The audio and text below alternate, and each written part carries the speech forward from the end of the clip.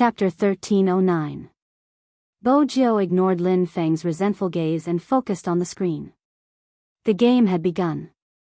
5 seconds later, everyone walked out of the spring, including Qin and Mo.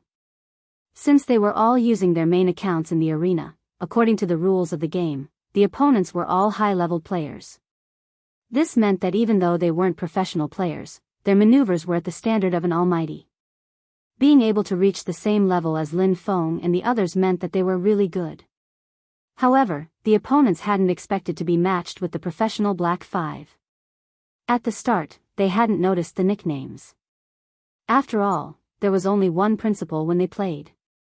Regardless of who they were facing, the most important thing was to raise their stars. Hence, when they entered the game and saw the number of spectators, they paused.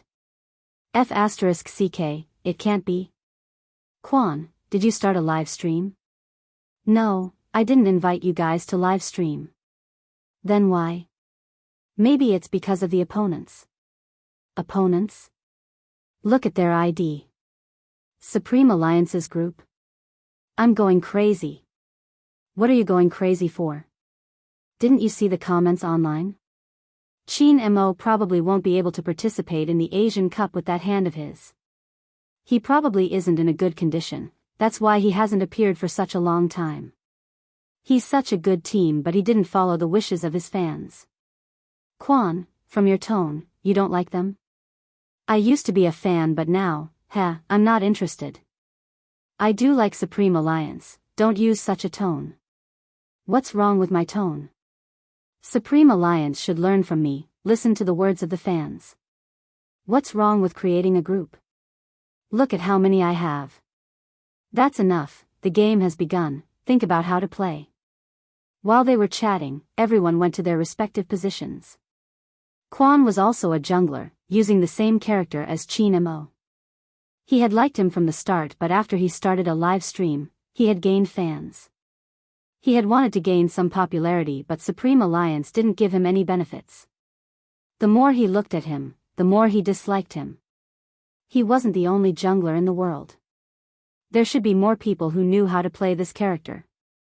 He had only entered the industry a few years earlier and was hyped up by his fans to be a god. If he was given the same opportunity, he wouldn't be bad either. As Quan thought about it, he began to plan something. Didn't they say that he was in a bad state? Then he would make use of this opportunity to test him.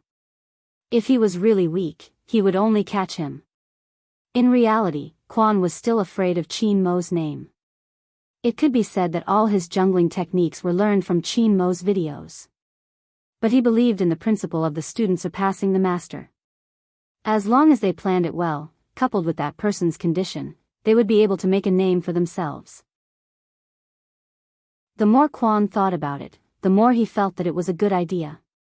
For the sake of future publicity, he even pressed the record button on the top right corner. Their chances of winning this match were not very certain. The few of them couldn't defeat Supreme Alliance. However, it was not impossible to capture only one person.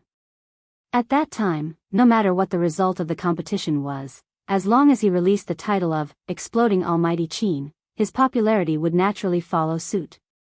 If the fans were not satisfied, he would apologize again.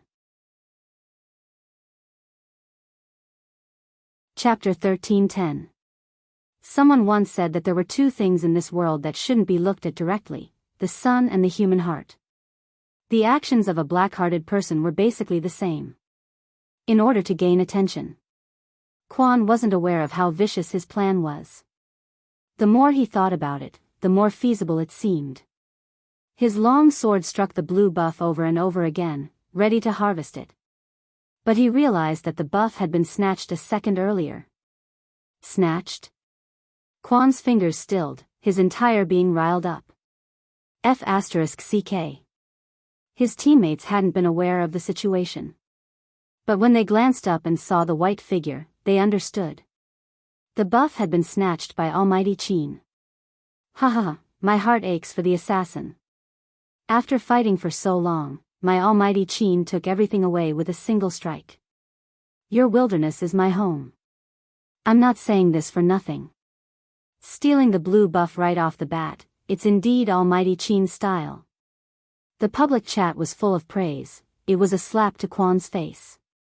He had wanted to crush Qin Mo, but the moment he entered the arena, he was going to be crushed. Lin Feng was puzzled. Didn't Captain lose his memory and was unable to play? How did he manage to steal the blue buff? In a high-level match, everyone knew that it wasn't easy to steal mana, unless you could accurately calculate the HP of the blue buff. After all, the opponent wasn't an idiot. It would be too easy to steal mana just because you said so.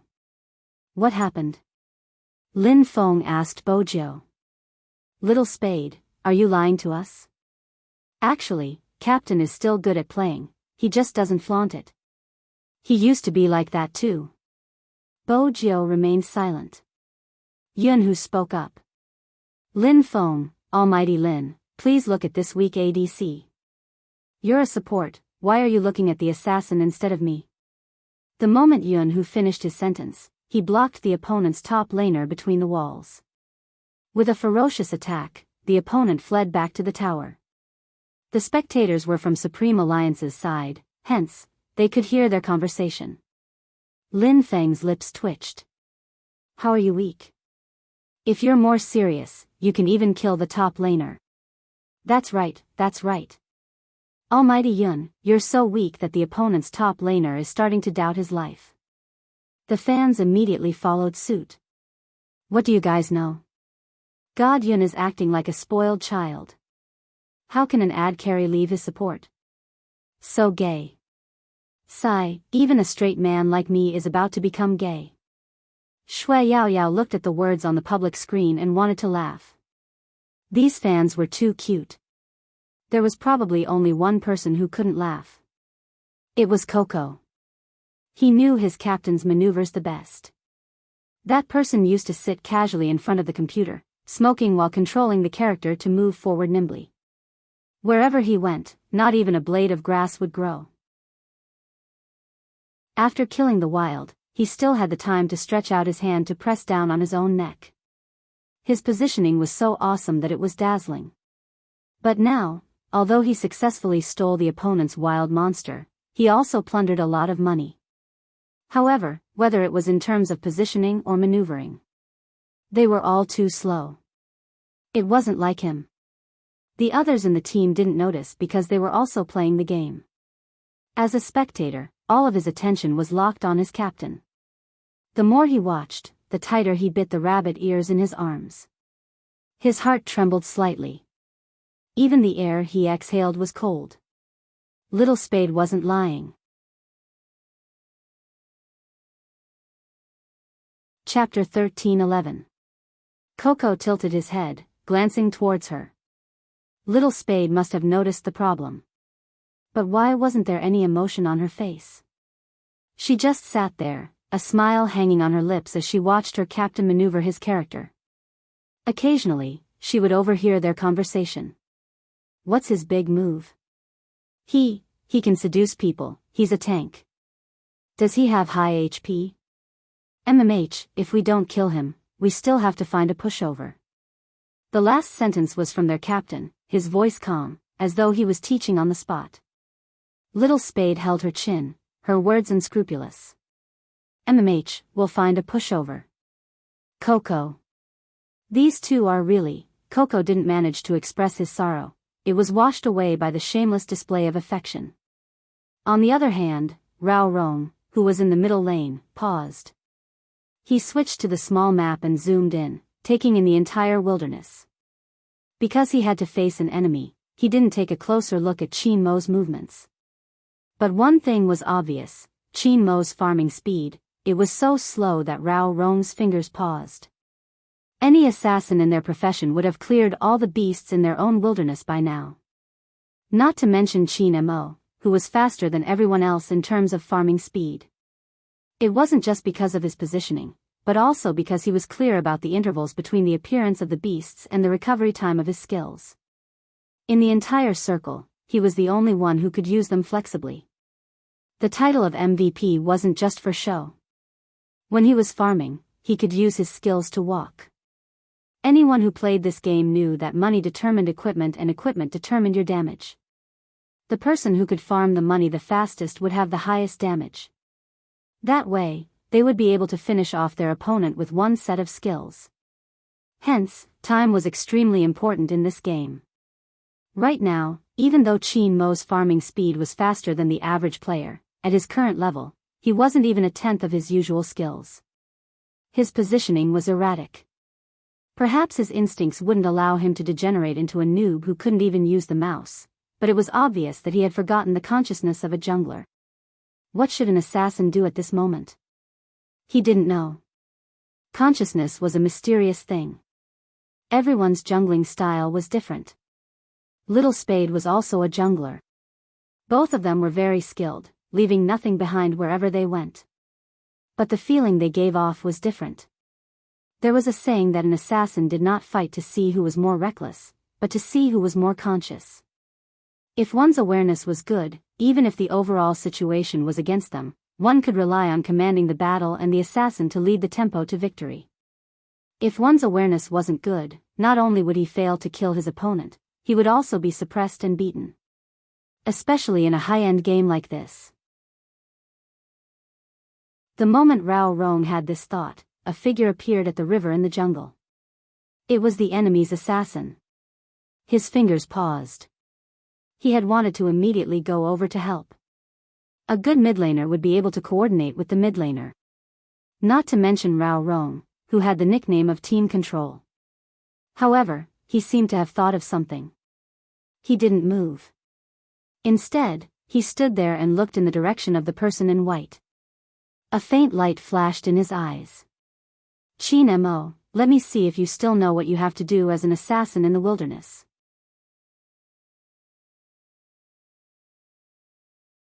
Chapter 13:12. For an assassin, the most important thing was to avoid danger, stand at the starting point, and counterattack. That was once your forte. How much do you remember now? Rao Rong glanced up, his eyes glistening. It was time to stop running. On the other side, Qin Mo was still fighting the wild beasts. All of a sudden, his fingers paused. He seemed to have an innate sensitivity towards danger. He controlled his character and moved towards the bushes below. On the other side of the screen, Quan sneered. Trying to escape. With that, he pressed the button to attack, using a skill to invade. She wanted to hit Qin Mo directly. When the people saw the recording, they would be able to tell whose technique was better. Unexpectedly, that person's body moved to the side, and he actually managed to evade his sword. Quan's face heated up, as though he had been punched. But it didn't matter, he wasn't the only one here.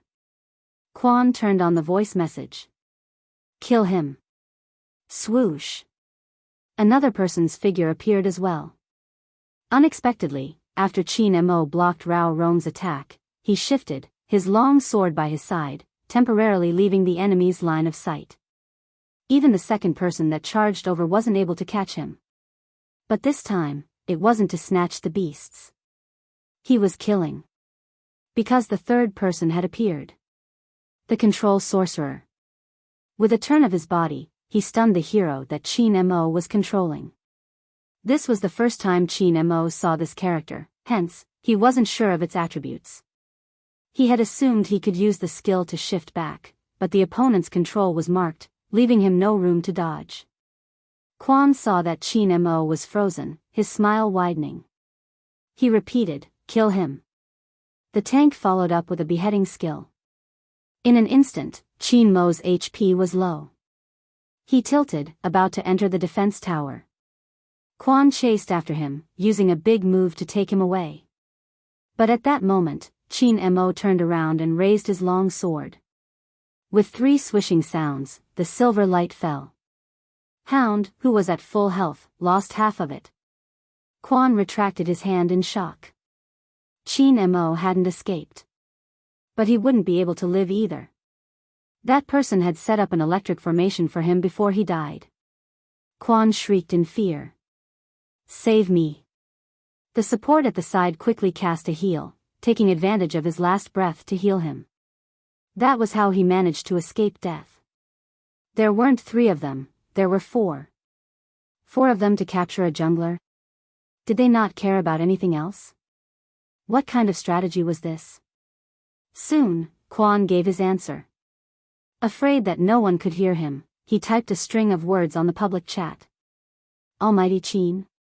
Almighty? Almighty Qin, if you're old, you should retire early. Don't always use your hand injury as an excuse. If you can't even beat me, why are you participating in the Asian Cup? If I were you, I would give the newbies a chance so that they won't be able to perform well and affect their reputation. You might even drag the Supreme Alliance down with you. Let me make this clear, I don't mean to insult you. Your fans are too scary, so don't come and tear me apart, hee. This was undoubtedly a challenge. Important. Everyone who saw this understood why the other side had sent 4 people to catch a jungler.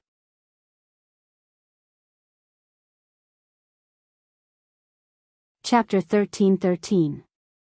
Who is he? How shameless. What do you mean Almighty Qin can't even beat him? There were 4 of them trying to capture one person. I just want to ask that Quan guy, did you just get healed by your team support? Let's see if you'll die without him. F***ck, my temper is so bad. I can't take it anymore. How could someone say such a thing? There's no need to continue watching, the game is about to end. Supreme Alliance is going to win. Indeed, it was about to end. The other side didn't care about anything. Before Lin Feng and Yun who knew what was happening, they had already attacked the other side's base. The next moment, they saw the words on the public screen. Lin Feng clicked on the mouse, preparing to run back. But before he could reach, Rao Rong turned. Using his passive skill and displacement, he reaped the harvest in an instant, leaving behind the sound of 4 consecutive kills. Lin Feng and the others didn't even need to attack the enemy's base, it was already occupied by the troops. Quan glanced at the words on the public screen, tapping the keyboard. Why are you still arguing? Didn't we agree to not argue? Qin fans are said to have high standards, but why can't I tell? Even though we lost, we were able to torture our almighty Qin. That's good enough. F***cku. Lin Feng really didn't care about anything else and directly cursed in the game. In that instant, Rao Rong regretted it. He hadn't expected such a person. By the time he reacted, it was already too late. But it was already done. Bojo knew Rao Rong's method wasn't wrong. The Almighty's maneuvers were much better than when he had watched her play yesterday. But there wasn't enough time. He hadn't even understood some of the opponent's skills.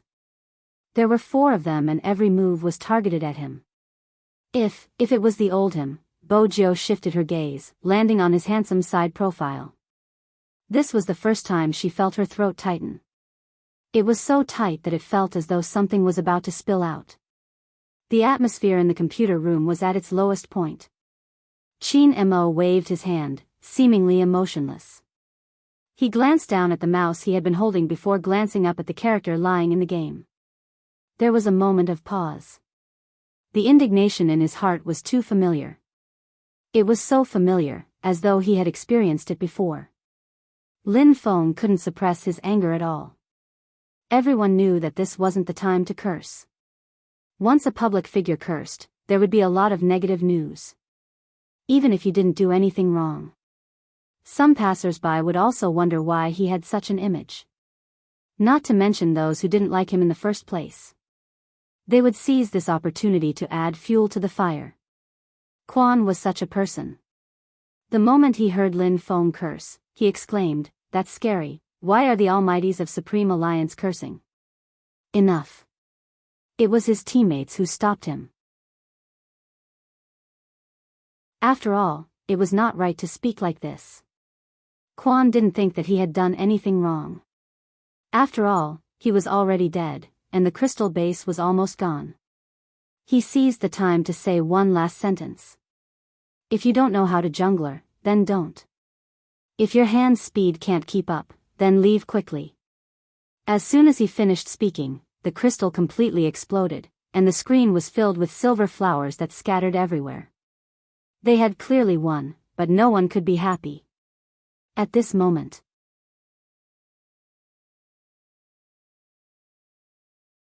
Chapter 13-14.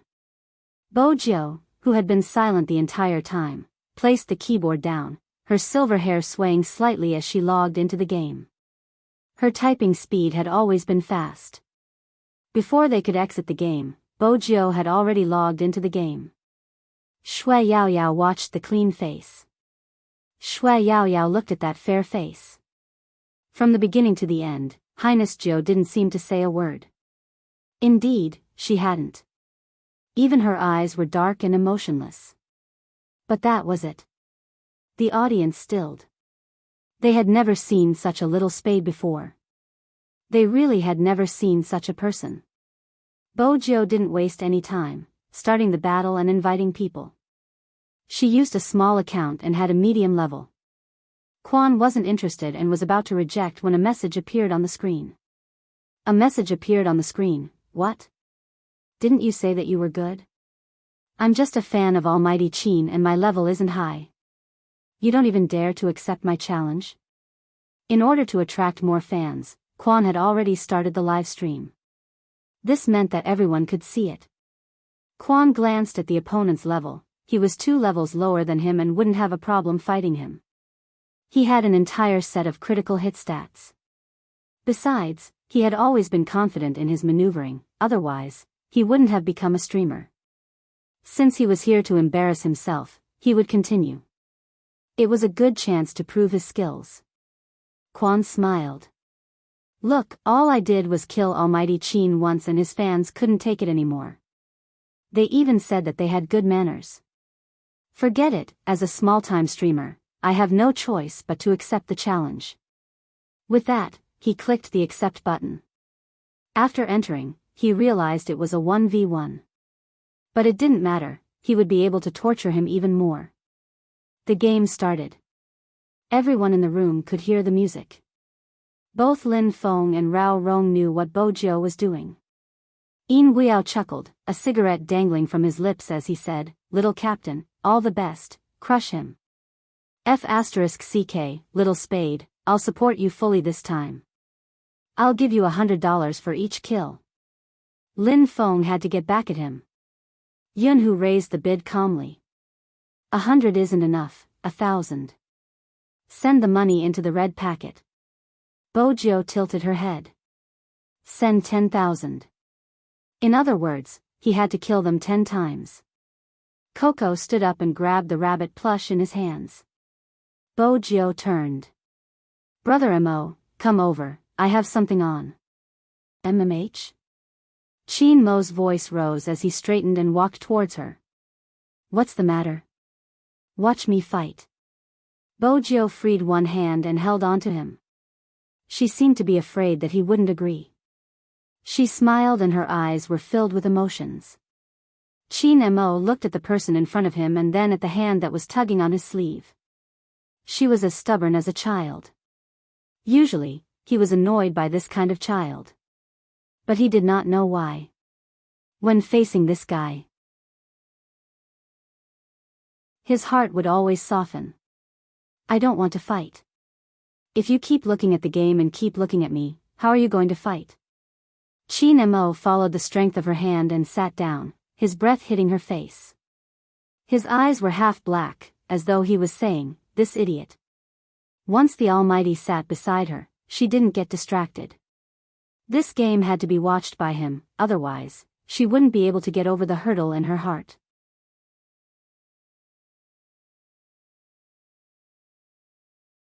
Chapter 13-15. Quan didn't know that the Qin fan he was about to cripple was actually Spade Z. While doing the live stream, he said, at this level, I'll just continue to play the game character. I can win anytime I want. Quan's words made many Qin fans feel disgusted, as though they had swallowed a fly. But they couldn't speak. The Asian Cup was about to begin, they couldn't just charge in and tear him apart because that would only increase his popularity. As a fan, what he was most worried about was the person who was about to fight against Hound. They hoped to help Almighty Qin vent his anger and teach him a good lesson. But the difference in their levels was too huge. Would he be alright? Just as the fans were thinking about it, the game had begun. They also noticed that both sides had chosen the same character. Almighty Qin's best hero. Quan sneered. He's overestimating himself. After I use the blue buff, I'll send him back to the spring. Quan's speed wasn't bad, his moves were copied from Almighty Qin's previous videos. With a skill, he teleported to the jungle, starting from the blue buff. The more the fans watched, the more flustered they became. They had chosen Quan's perspective, and when they saw his maneuvering, their hearts sank. But right at this moment, a white figure darted in like the wind. First, he used a jungling skill to take away the blue buff, followed by a movement, the damage landing on Quan. He used a lightning strike to slow him down, his long sword sweeping across, not intending to leave after stealing the beasts. This person. He isn't just trying to steal the beasts. Steal the beasts? Bojo pressed the tip of her tongue against her chin, a smile on her face, but Coco couldn't sense any warmth from her. Her right hand held onto the mouse, her left hand moving so quickly that it was hard to see. On the screen, the figure in the white robe didn't retreat when he encountered the defense tower. Instead, he chased after Hound, who had low HP, and raised his long sword. He's trying to. A tower kill? Isn't it too early?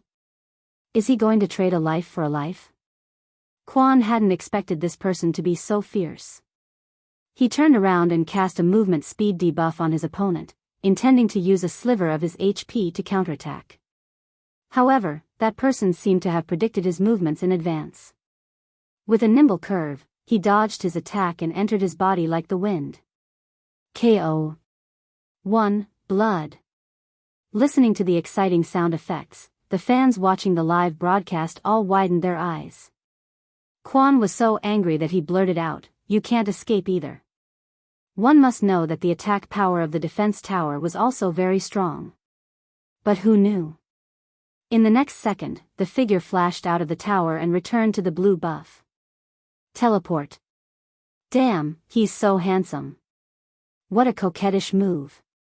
Oh my god. My maiden heart is about to explode. A certain host has been slapped in the face this time. I can't help but be impressed by that move. Quan could see the comments. He thought that he would be able to perish together, but he didn't expect such an outcome. If he couldn't even beat Qin Mo's fans, how was he going to explain himself? No, he had to think of a way. I was smoking just now. I never expected Almighty Qin's fans to be so good at sneak attacks. I have to fight properly. Quan acted as though nothing had happened, continuing to operate his character. He could see the small map of the game. In his opinion, this fan was too arrogant. He didn't leave after killing him and was still clearing the beasts in his jungle. He hadn't put up any defenses, which was why he had succeeded. This time, he only had half his HP left. He must have absorbed all his HP from the beasts, damn it. But it didn't matter. Soon, he would make him regret his actions. Quan raised his sword and headed for the figure. The fans couldn't help but shout, "Danger!" The figure, who was still killing the beasts, didn't seem to notice them as he continued to slash the beasts with his sword. Once, twice, thrice. Everyone's hearts were in their throats. They couldn't even bear to see the figure being killed. But in the next second, the entire live stream room seemed to have frozen. They watched as the figure swung his sword in a reverse grip on the third time. Swoosh, swoosh, swoosh. With 3 swishing sounds, the screen was filled with silver flowers. Quan's pupils constricted and he wanted to retreat. He hadn't expected the other party to be so fast. His finances were double his. His first move was a big move. No, I can't fight. That was what Quan was thinking. However, this game wasn't something he could stop just because he said so. He allowed him to use teleportation to return to his original position. The figure seemed to have predicted where he would land, turning around with the mouse. With a sweep of his sword, he set up an electric formation. The Quan that was caught threw the mouse to the ground. He couldn't avoid it, he couldn't avoid it at all. This person was like a ghost. What the hell? The music blared once more. Anyone who knew how to play would know that it was hard for an assassin to remember after being caught twice. Quan's eyes dimmed and he was about to speak. However, the person in front of him was one step ahead, typing. This is my almighty Qin's maneuvers. Of course, I'm still lacking compared to him. But, Mr. Quan, compared to you who only imitated a tenth of it, Daddy is fully qualified to send you back to the spring. His words were so domineering that the entire computer room was cheering. Lin Feng was the most agitated, waving his hands. Little spade. Hammer. Hammer with all your might. Smash that bastard. Senior Lin, Team Flower Lin. Bojo tilted her head. Lin Feng didn't care about the name anymore. Why? Continue hammering. Move aside, you're blocking my boyfriend's view. I'm taking revenge for him. Bojo's voice was calm as she typed, her fingers long and beautiful. Lin Feng, that's right, move aside. Don't block Captain. Coco inched forward, trying to leave a good impression in front of his captain. This person isn't sensible. Qin Mo paused for a moment, his thin lips lifting as he nodded. Coco was moved. Was Captain responding to him? Sob sob sob, it wasn't easy. Lin Feng. F***CK. He couldn't stay in this team anymore. No one bothered about him except for Yun Hu, who pulled him over. The others were still focused on the screen. As a live streamer, it was impossible for Quan not to react. Who are you calling an imposter? You just killed him twice and you're making things up. Everyone is playing the same hero and has the same skills, why would I need to imitate anyone? Bojo didn't forget to reply. Whether it's an imposter or not, everyone can tell from his attire. Don't you have any idea? Also, you said I only killed you twice? Hee hee.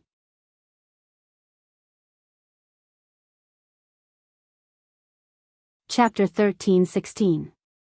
The entire live stream room could see the message. Of course, they found him handsome. But at the same time, most of them noticed Quan's actions. This Quan was purposely conversing with the other party to distract the other party's attention. Now that Quan wasn't speaking, he had made use of the time he was busy typing to sneak over from the other side of the river, hiding in the bushes. Quan's smile was sinister. I'll kill you every time I go out. I'll let everyone see how I'm going to slap your face. Quan wasn't in a hurry, he was just making sure. He waited for the person to stop, for the time when there was nothing left to hit. Swoosh, swoosh, swoosh, swoosh. He hit the soldier 3 times, and then suddenly rushed up. He wasn't slow. A big move landed on Bojo. In the blink of an eye, Bojo was left with less than a third of her HP. F***CK, isn't he shameless? Lin Feng was an experienced gamer, with just one look, he could tell what he was up to. Little Spade had just finished typing and he was already charging forward. It was obviously a dirty move. Everyone assumed the person was going to die. They couldn't see the youngster in front of the computer moving her right hand swiftly, back and forth, drawing a letter on the mouse pad. Z. But it was precisely this kind of movement that allowed her in-game character to perfectly evade all of the opponent's attacks. Quan was taken aback by the back-and-forth movement. He had wanted to predict his opponent's movements, but now, he couldn't. Unexpectedly, the person seemed to be escaping. Escaping? That would be easy. Quan chuckled as he charged forward once more, about to catch up. Unexpectedly, the person dodged to the left, entering the defense tower. He was already at a sliver of HP, how could Quan allow him to escape? He had to take this HP. What he didn't expect was that the moment he entered the pagoda, the figure raised his sword, turned around, and enlarged himself. F***CK. That was Quan's first reaction. He dragged the mouse and retreated hurriedly. He had expected to reach the end. But, the defense tower. He still had to endure the damage from the defense tower. He could escape, he would definitely be able to escape. He had been so focused on escaping that he had forgotten about his movement skill. The defense tower and the little soldier's damage reached its target. Quan fell to the ground. The game music played once more. KO. The third time. This was already the third time. The fans watching the live broadcast were so excited that they wished they could run a few laps. But do you think this is the end? No. Because the silver-haired youth sitting in front of the computer leisurely typed a line of words. Do you find this scene very familiar? Familiar? How is he familiar? The fans were confused. But this didn't stop the smart ones from immediately grasping the main point of this sentence. Go. It was the same scene when he fought with Almighty Qin. Ah. I remember now. The last one, the last one. What do you mean by the previous round? Before anyone could explain, someone else said, if you didn't have the support to heal you in the last round, the one who died wouldn't have been my Almighty Qin, but you. Wow. It's really because of the last round. Wait a minute, does this mean that this person purposely let his HP drop to critical levels and then lure a certain streamer into the defense tower just to recreate that scene and help Almighty Qin vent his anger?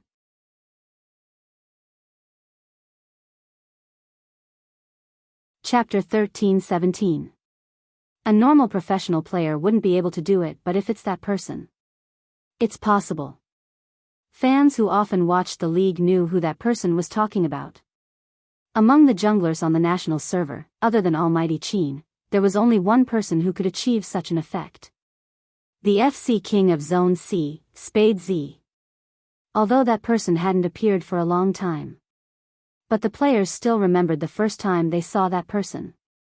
That was how she was, using a lower level account to kill a higher level opponent. Every round, she would bring the team to victory. Even now, it was still the same. Cough, what should we do? The CP fans are imagining things again. This isn't about the CP fans, right? This is obviously the girlfriend taking revenge for her boyfriend. I'm guessing someone is definitely trying to make Almighty Qin happy. Look up at the sky, this display of affection is really admirable.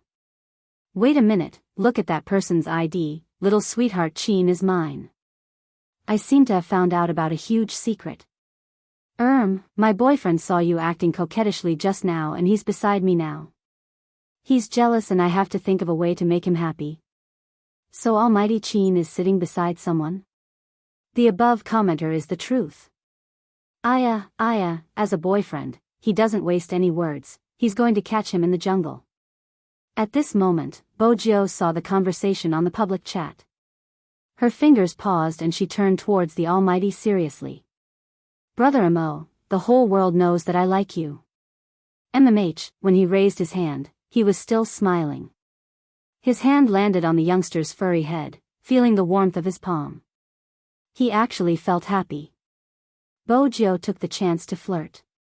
Look, I told you I wasn't lying to you, yet you're always on guard against me. In the past, you always wanted to marry me, when are you going to fulfill that promise? Don't keep dragging me, don't you know that chasing a girl can't be dragged out? Lin Feng and Coco were the closest to the two of them. When they heard the young man's casual words, their eyes widened like lanterns hanging outside. They looked at each other, their expressions and actions expressing the same meaning. F***ck, little Spade really did everything to get Captain's love. How could he say such shameless words? Lin Feng was the first to react. He turned to Bojio and cupped his fists. He was impressed. Bojio waved her hand calmly, smiling mischievously as a reply. It wasn't a big deal. I really can't compare. I can't compare. Lin Feng clutched his chest as if he had suffered a heavy blow. I finally know why I haven't been able to find a girlfriend for so many years. It's all because I'm too thin-skinned. I can't even compare to a girl. As he said this, someone responded to him. You still want to find a girlfriend? It was Yun-Hu. He looked at him, a hint of coldness in his ink-black eyes. Lin Feng felt his scalp go numb from being stared at. He coughed lightly and said casually, "I'm just giving an example."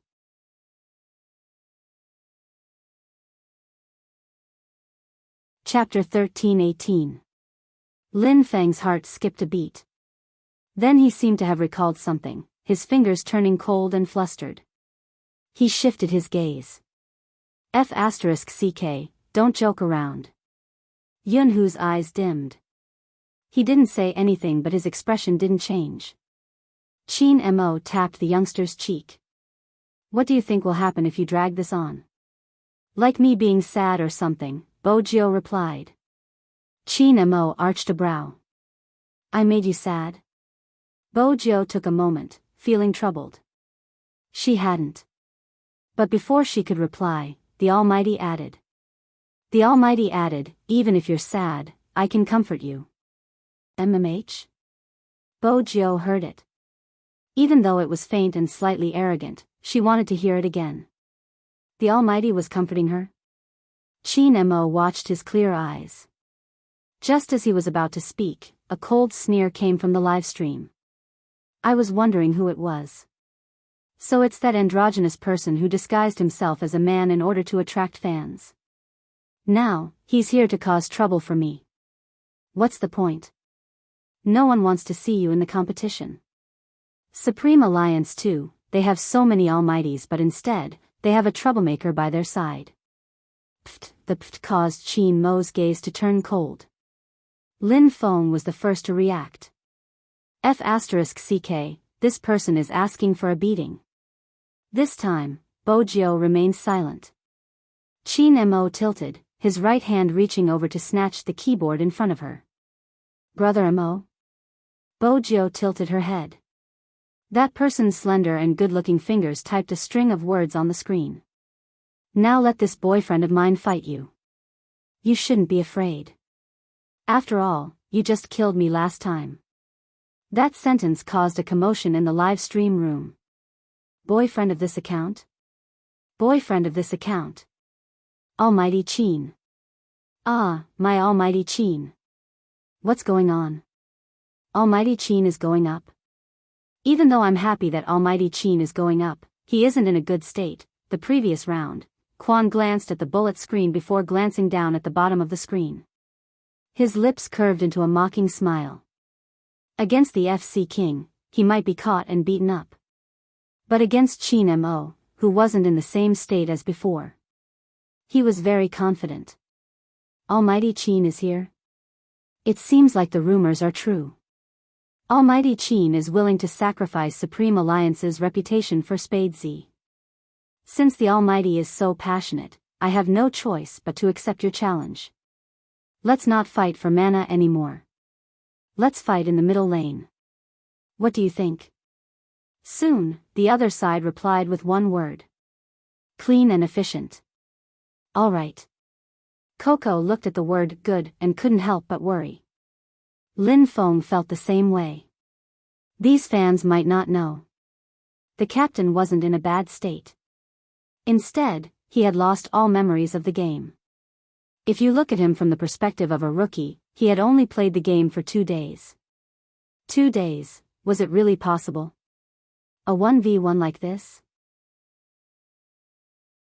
Coco wanted to move but Rao Rong, who was standing beside him, pressed him down and said in a low voice, "Look again. For the last time. If he was serious, what would he be like?"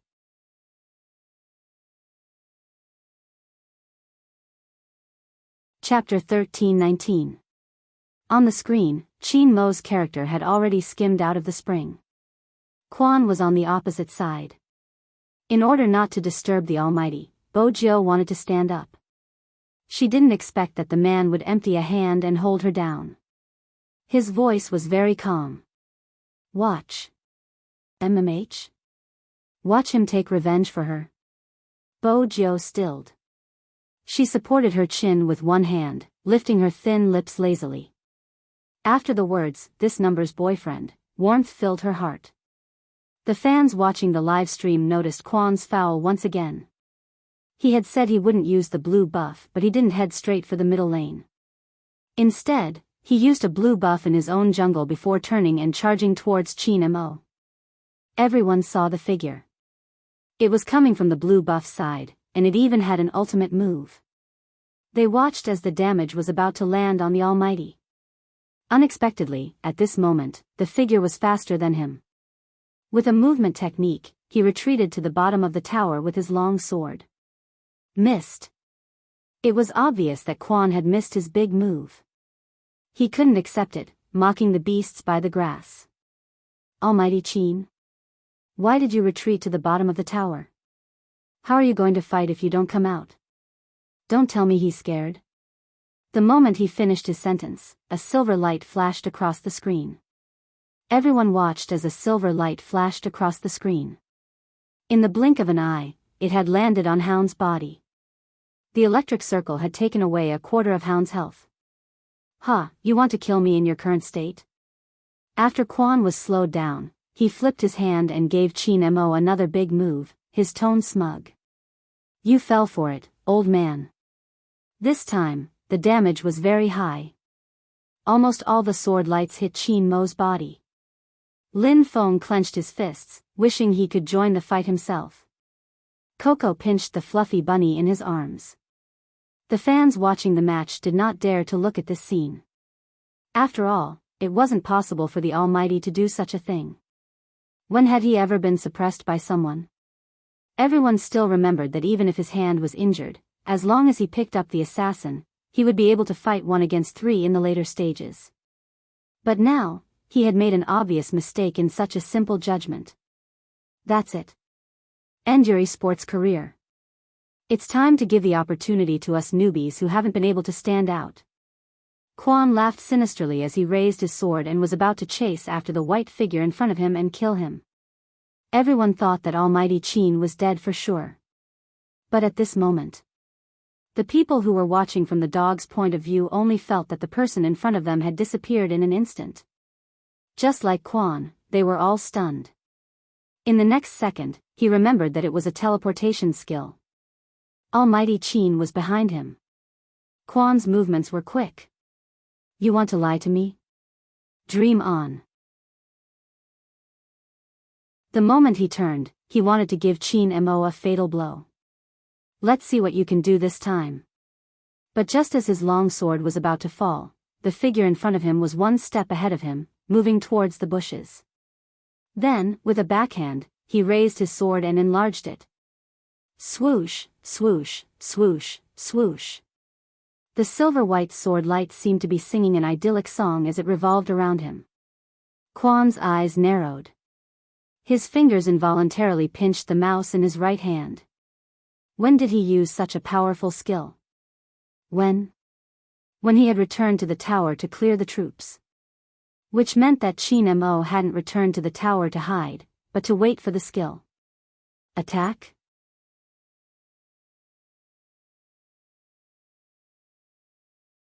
Chapter 13:20. They were clearly separated by a screen. However, the moment the silver light rose, Quan actually felt his entire right hand aching. He thought of retreating, or perhaps moving forward. It was that 1 second of hesitation.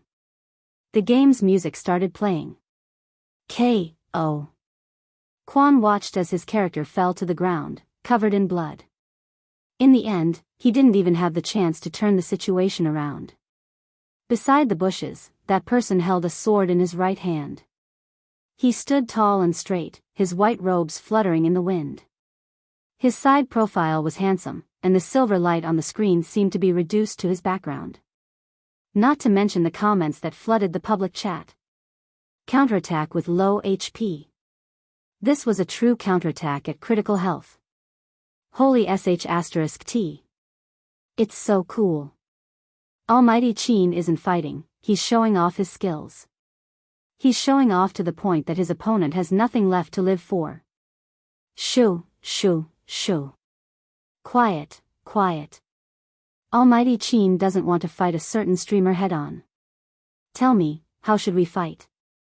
If he fights, he'll definitely return to the spring.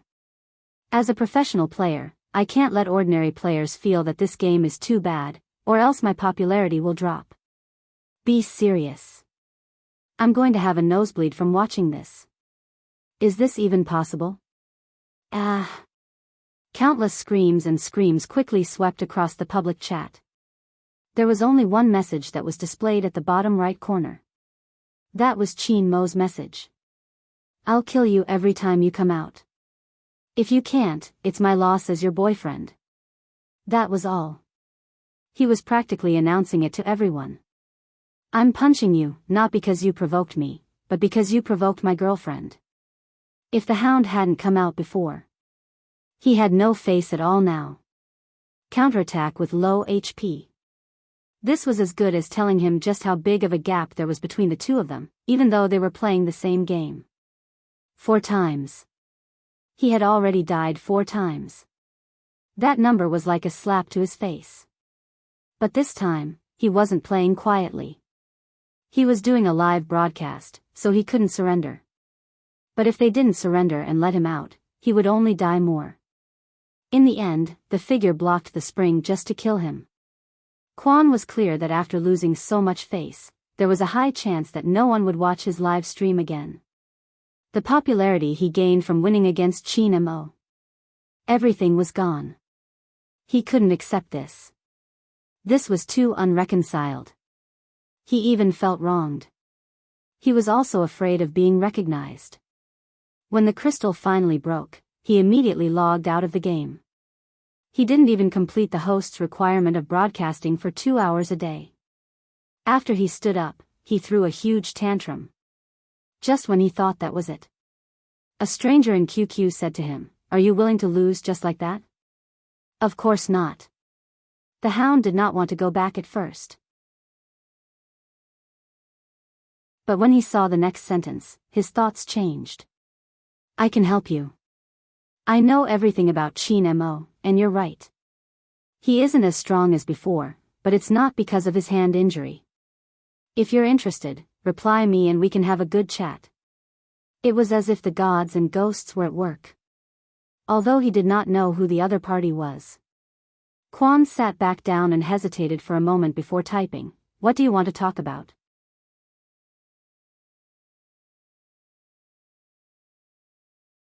Chapter 13:21. The man's words pierced through Quan's last shred of shame. This made him pound the keyboard loudly. What is your purpose? Are you here to help me or to mock me? The stranger typed again, "Young man, don't be anxious. I'm saying this to tell you that you can't react like this. The people on the internet just need to pretend to be wronged. No matter what you've done, they'll forgive you. Besides, you only took a few things from someone else. What's the big deal? If you pretend to be pitiful during the broadcast and apologize, some people will naturally forgive you. Some people might even think that the pro players are suppressing you. After all, in my eyes, those methods just now were too flashy. Think about it carefully. Isn't what I said right?" At this point, Quan found a balance in his heart. Isn't he suppressing the newbie? That person is afraid of others surpassing him. What almighty? He's probably crippled now. Wait a minute, you said that the problem with his strength wasn't because of his injuries, but something else? What's the reason? If I'm not wrong, he has amnesia. He has forgotten everything, including the attributes of his character. Do you think the committee would be willing to let such a player represent China in the Asian Cup? Even if he used to be the most valuable almighty in the market, this competition isn't about business, it's about who is the safest. Amnesia? Chin Mo had amnesia. Quan's first reaction was disbelief. He continued to read the message, reading it over and over again. In the end, his eyes dimmed and he stared at it for a long time. On the other end of the computer was the person. She didn't even dare to reveal her face, afraid that the system would recognize her. She had rented a house and hadn't stepped out since she came to Jiang City. She knew that the moment she revealed herself, she would be in danger of being caught. She didn't know why the special forces were chasing after her relentlessly. If not, she wouldn't have to hide in a corner. But soon, she wouldn't have to live in such a sullen state. She had always known that the information she had could bring that person to her side. She had even triggered him mentally. Why would he waste his time on gaming? Right now, he should be on their side. She didn't have to think to know that the moment he saw them. Murderous intent surged in his heart. He was such an outstanding person. He should rebuild their organization with her. If he had been the hypnotist, Fan Jia believed that no matter how skilled he was, he wouldn't have been able to solve his crimes. Soon, she would get that man back. Firstly, he must not participate in the Asian Cup. As for his team members, they could no longer come into contact with him. If this news was released, it would definitely cause some disintegration, no matter which side it was. Fan Jia had seen the Qin Group's PR, it was indeed good. But how could they do PR for such a thing? She had wanted to send this message the moment she arrived in Jiang City. But Fan Jia knew that someone had to follow up on this. She couldn't just expose herself like this. Now, there was such a person.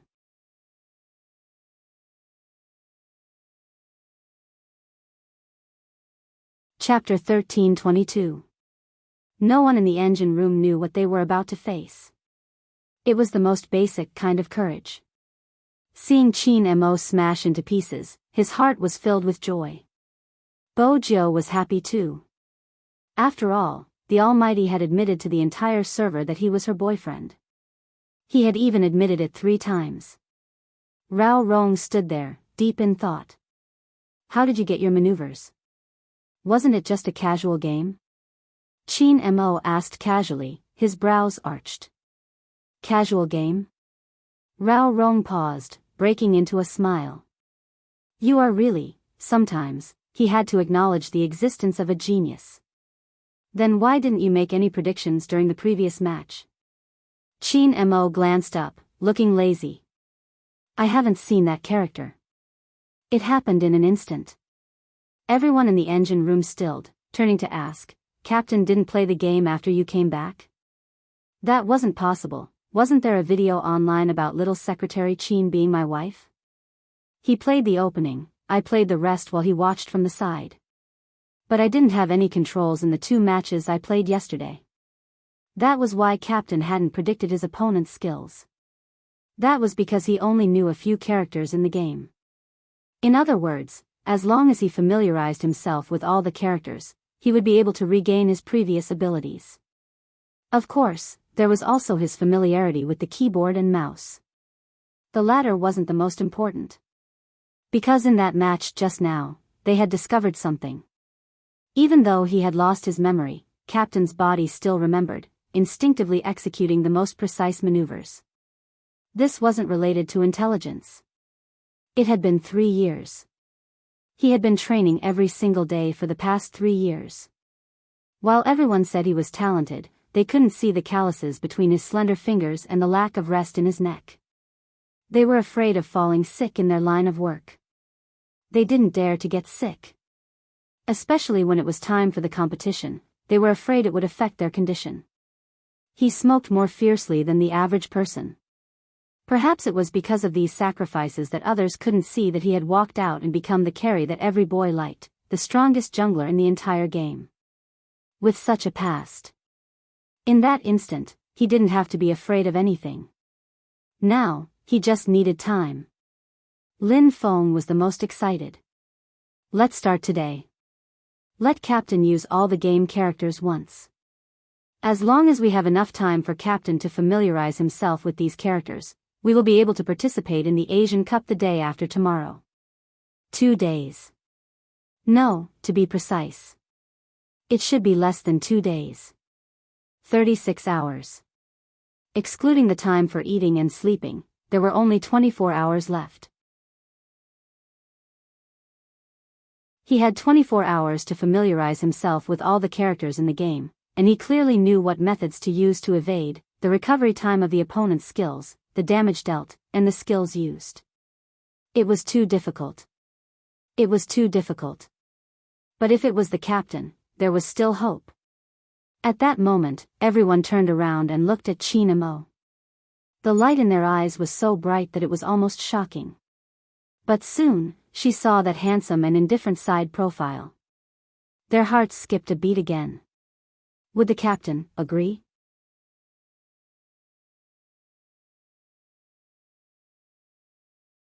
Chapter 1323. Captain. Captain. Coco and Lin Feng spoke at the same time. But none of them were as direct as Rao Rong. Do you still want to come back and continue the competition? Chin Mo glanced at him. There wasn't the slightest hint of joy or anger in his gaze, just a slight indifference. In the end, Rao Rong was defeated. What exactly did he mean? Chin Mo stood up, one hand in his pocket as he shifted his gaze away, seemingly searching for something. In the end, his gaze landed on Lin Feng. When everyone saw Lin Feng being stared at like this, they quickly shifted their gazes. Lin Feng, who was the center of attention, felt his scalp go numb. The pressure from his captain's gaze was immense. That. He cleared his throat, about to speak when Chin Mo's voice came over. I don't remember anything now. If I don't drag you down, I can join your competition. But as a condition, I'm curious about one thing. Chin Mo's voice drifted over, sounding lazy and black-bellied. I don't remember anything now. What is it? Lin Feng was a little frightened. Why did the captain look at him when he was curious? It couldn't be that he saw him in a different light, right? That was this person. Before Lin Feng could think of anything else, Chin Mo had already raised his left hand, tapping the top of Bojo's head. She has always been telling me that we are dating, that I was the one who chased her and that she was the one who insisted on marrying me. I really want to hear the real story. In an instant, Lin Feng had reached their captain's point. Speaking of which, Captain, I've tolerated Little Spade for a long time. Lin Feng rolled up his sleeves, his face full of indignation. Really, how could she say that you liked her so much that you wanted to marry her? Even though you really liked her, everyone knows that it was Little Spade who chased after you. The first time she saw you, she said that she wanted to provide for you. But to be honest, the Fu family's money isn't enough to provide for Captain. Besides, no one knew she was a girl at that time and she would confess to any handsome guy she saw. I don't know what kind of person she is. Bojo. She finally understood how it felt to have a useless teammate. Team Flower Lin, you don't have to say the last sentence, okay? Confessing to every handsome guy you see? As expected, Chin Mo smiled. His beautiful peach blossom eyes slowly narrowed. Looks. Lin Feng nodded. They're very particular about looks. Is that so? Everyone present could hear the slight coldness in his voice. Even the uncle, Yin Wuyao, felt that after today, little Captain's path in love would not be easy. And then? Chin Mo's nonchalant voice rang out again. Bojo took the chance to pinch him. Lin Feng's expression instantly turned solemn, cursing in his heart. He appropriately kept away some of Little Spade's dark history and started to pick the nicer parts. Then, she seemed to have changed into a different person, rejecting you in the game. The few of us discussed this topic in detail. It must have been her ploy back then, loosening the reins only to grasp them better. She wanted Captain to notice her. After all, in the game, no one would ever reject Captain.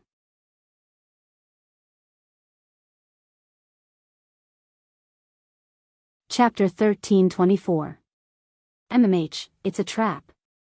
Coco added. Captain, you might not know, but she was still typing on the internet. After flirting with us, she invited us to meet up. She knew exactly what you were thinking. It was all an act. Honestly, if a girl chased me like that, I would just give in. Chin Mo was good at catching the main point.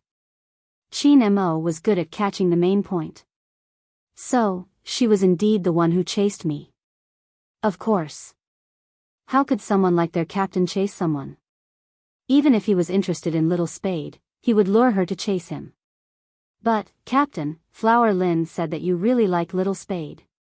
No, you like her very much. You might not know, but when we saw you interacting with someone on your official Weibo, we were all stunned. We tagged you so many times, but you never replied.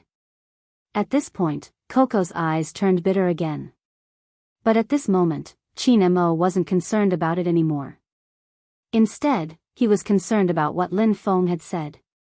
Lin Feng noticed that his captain was looking at him again, so he immediately asked, "Captain, can we continue playing now?" "Wait." Qin Mo tilted his head, reaching out to grab a certain someone who was about to sit down. He didn't look at her. Instead, he said to everyone present, "We need some private time." After saying that, he took the man away. In the computer room, the Supreme Alliance members looked at each other, then their gazes landed on Lin Feng again. Lin Feng had received too much attention that day. The naive and innocent him didn't understand, so he scratched the back of his head. "Why are you all looking at me like that?" "Nothing."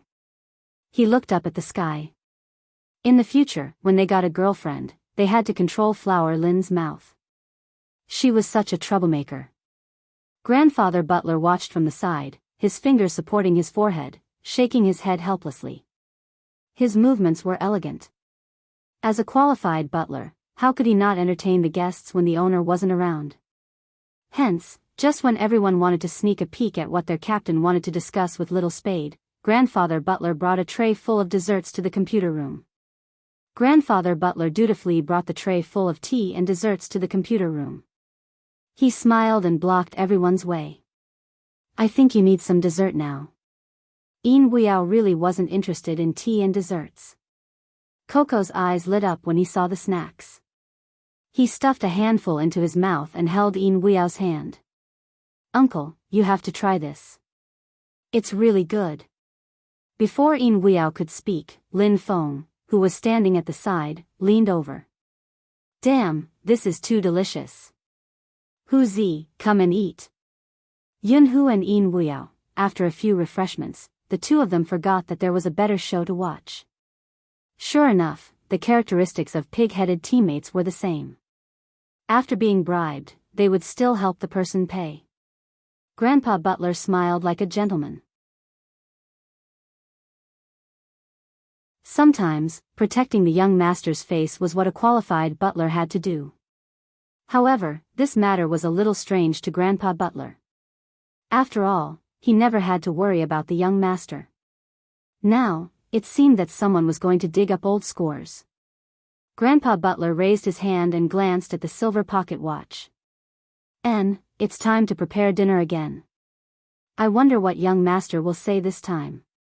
Sigh, I've chased after many people.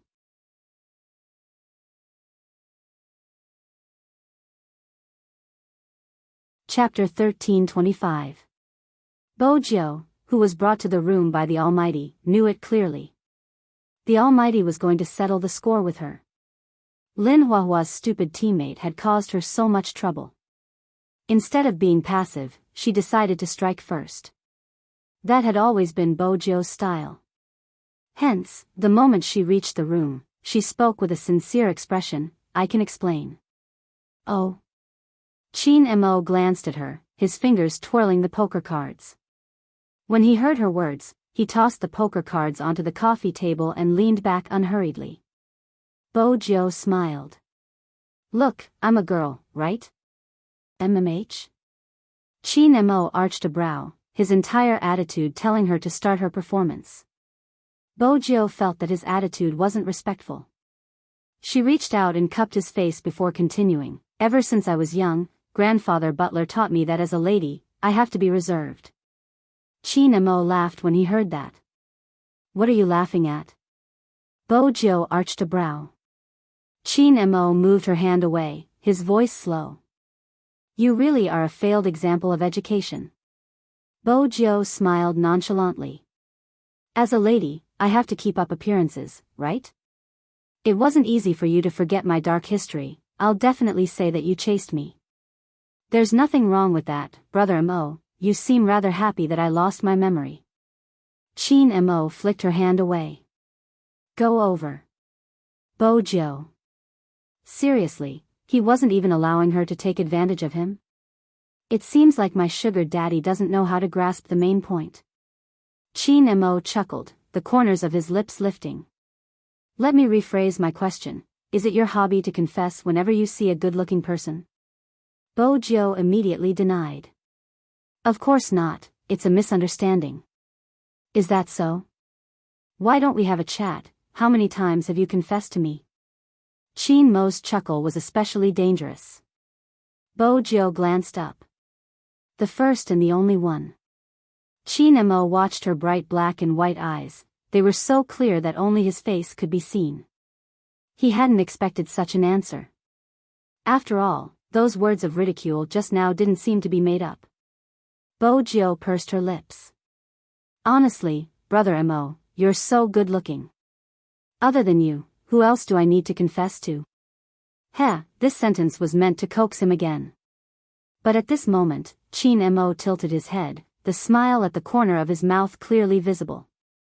It could be seen that he really fell for it. Bo Jiu didn't notice his smile and continued, have you forgotten how hard it was to woo you? When I first met you, you were like a doll. Because you were so beautiful, I couldn't bear to raise my voice at you. You don't know how fierce I was when I was young, but I was gentle to you. It's a pity that you didn't appreciate it and always complained that I was dirty. You would wash my hands for me before meals, after meals, and even before bed, as though I was a troublesome person. But as the saying goes, beauty is in the eye of the beholder. Even then, I still found you adorable. Otherwise, why would I treat you as a girl? Of course, Bo Jiu would never say that out loud. At the time, I realized my feelings. I shyly hugged my piggy bank and went to you to confess to you. Bo Jiu pursed her lips. But it didn't end up as I wished. Chin Mo swept her a glance. Shyness? Are you sure that's an appropriate adjective for you to use? He couldn't imagine that such a tender scene could have been done by this person. At that time, I was still very innocent. I really wanted to buy you, but unfortunately, you were too expensive. Chin Mo arched a brow. Is that so? My innocent sugar daddy fell in love with me at first sight when I was young? MMH, I was 3.5 then. Bo Jiu took the chance to hold his hand. Do you understand the feeling of being electrocuted? Chin Mo allowed her to hold his hand without a change in expression. He lifted his lips in amusement. I don't understand how a 3.5-year-old could experience the feeling of being electrocuted.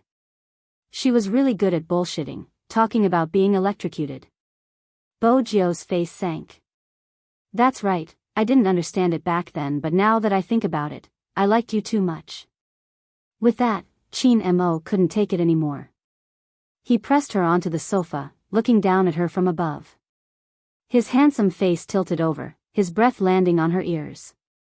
Let's end the nonsense here. As for Sugar Daddy's private life, I only have one request. Since you chose me, you must always choose me, understand? If Sugar Daddy is too fickle, I'm not sure what I'll do. Bo Jiu wanted to speak, but his kiss messed up her breathing. It wasn't just a kiss, his hand had already reached over. He had already lifted her shirt and was moving in from top to bottom. Bo Jiu's entire body was burning.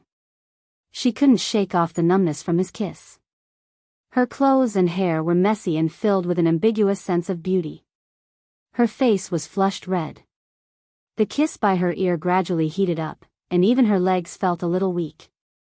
Because of his hands, her voice became a little choppy. We still have to play games outside, I know how to play. He leaned forward and planted a kiss on the side of her neck. But my sugar daddy, shouldn't you be more focused when I'm pleasing you, MMH? This wasn't pleasing her, it was obviously a sweet and scratching punishment. He almost rubbed her entire body, but he refused to let her. He was like a seductive demon as he whispered in her ear with a hoarse voice, are you going to confess to other people, Ben, I've never done it. The sound of clothes rubbing against each other made Bo Jiu even more uncomfortable.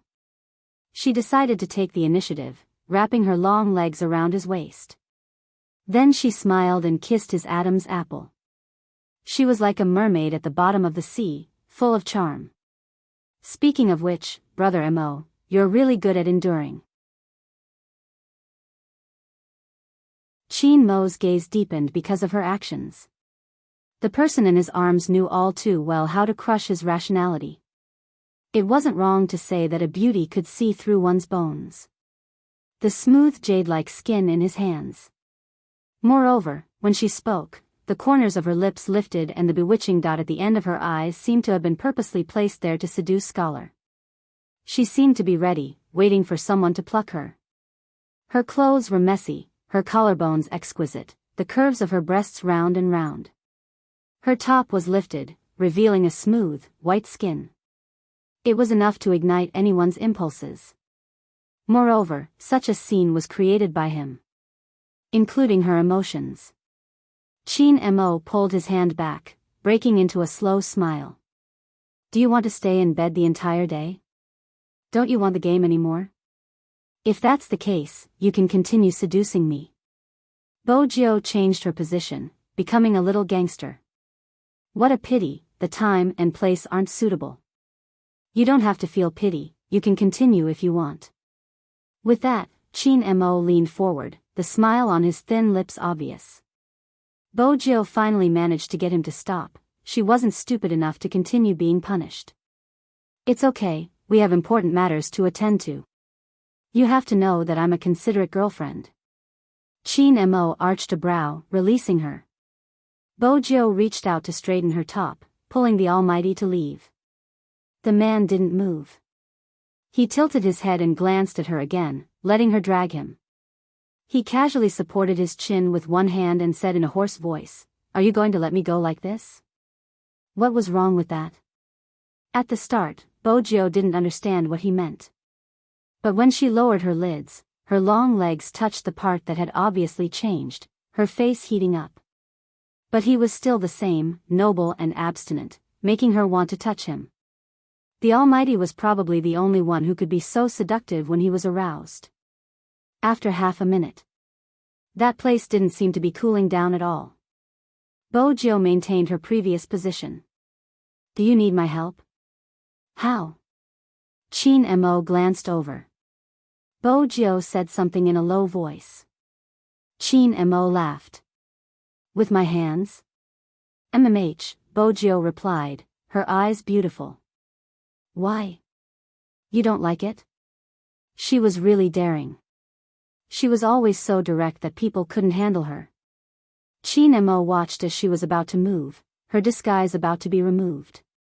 He pressed her hand down. You're just adding fuel to the fire, you're going crazy. This was the first time the Almighty said such words. She stilled and was pulled into the bathroom. He turned on the cold water. He made her stand outside the frosted glass. Even so, Bojiu could feel his aura fluctuating. 5 minutes. Indeed, it was faster than her helping him.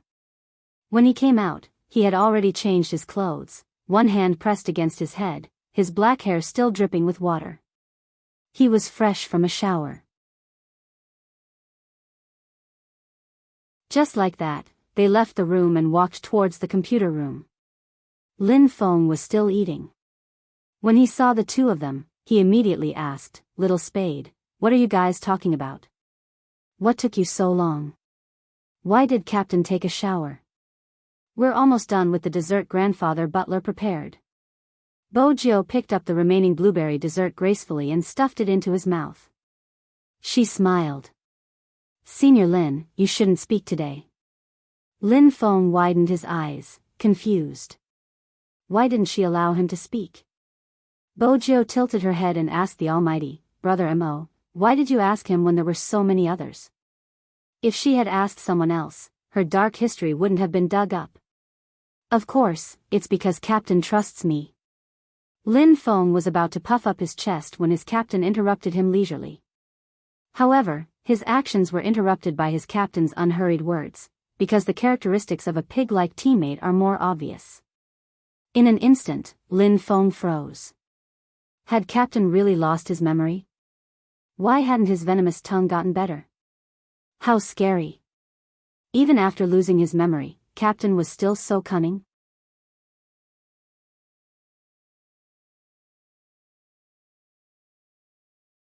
Chapter 13:26. Let's begin, isn't there not much time? Chin Mo sat down, one hand supporting his chin as he nodded towards the seat beside him. Then he swept Bojo a glance, his intentions clear, he wanted her to sit beside him. Bojo knew, but she arched a brow. You want me to sit? Why? Do you really want to sit on my lap?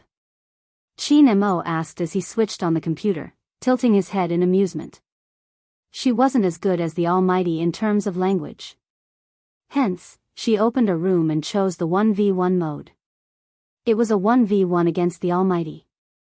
Every time they started, she would switch to another character to fight against the Almighty. As they fought, she would introduce the moves of the character. Lin Feng was in a daze. Rao Rong watched as well, flicking the cigarette ash in his hand. No one had expected Little Spade to use such a method to get their captain to memorize the character's attributes. But it had to be said. This was the best method. It didn't just deepen the impression. More importantly, Little Spade's hand speed and awareness were rare in the esports world. With such a person as a sparring partner.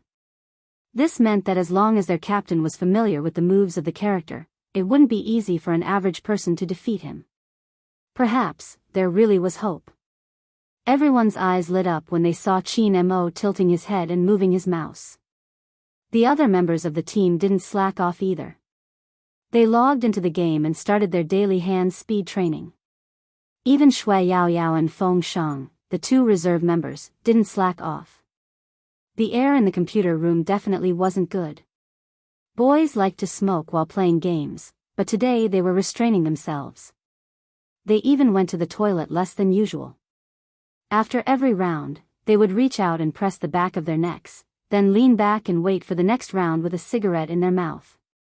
It was just a short break and it was the time to prepare before they entered the game. It was probably because they wanted to win too much. Every esports player had a dream in their heart. They wanted to wear the national flag and stand in the center. Hence, even the sacrifice felt sweet. Because they were clear. They were never the same person. And there was their teammate beside them. Time passed little by little. The old butler, who had pushed open the door to call the guests down for dinner, paused when he saw this scene. He had never seen a room with such bad air quality in the castle or anywhere else. However, he was surprised that he felt happy. Ever since he was young, although the young master was very likable, he didn't have many friends. Having a group of people visit his home was something that had never happened before. Speaking of which, this was the first time he helped the young master entertain guests. Perhaps there was nothing wrong with a change of environment. If it wasn't a coincidence. Young master would probably never know these people. But now, he saw that because of these people, the young master's aura had finally increased. That feeling was hard to describe. When he first came into contact with the young master was still young and had no mother since birth. All her topics revolved around the pet. Later, when the owner passed away, the young master became quiet. He even talked less and less about the pet, to the point that he almost forgot about the existence of such a person. In the Fifth Avenue, the young master was wanton and mysterious. No one could catch her. Her whereabouts were uncertain and she came and went alone. She could always be seen smiling in a black motorcycle suit in the noisy nightclub. This kind of life was indeed carefree.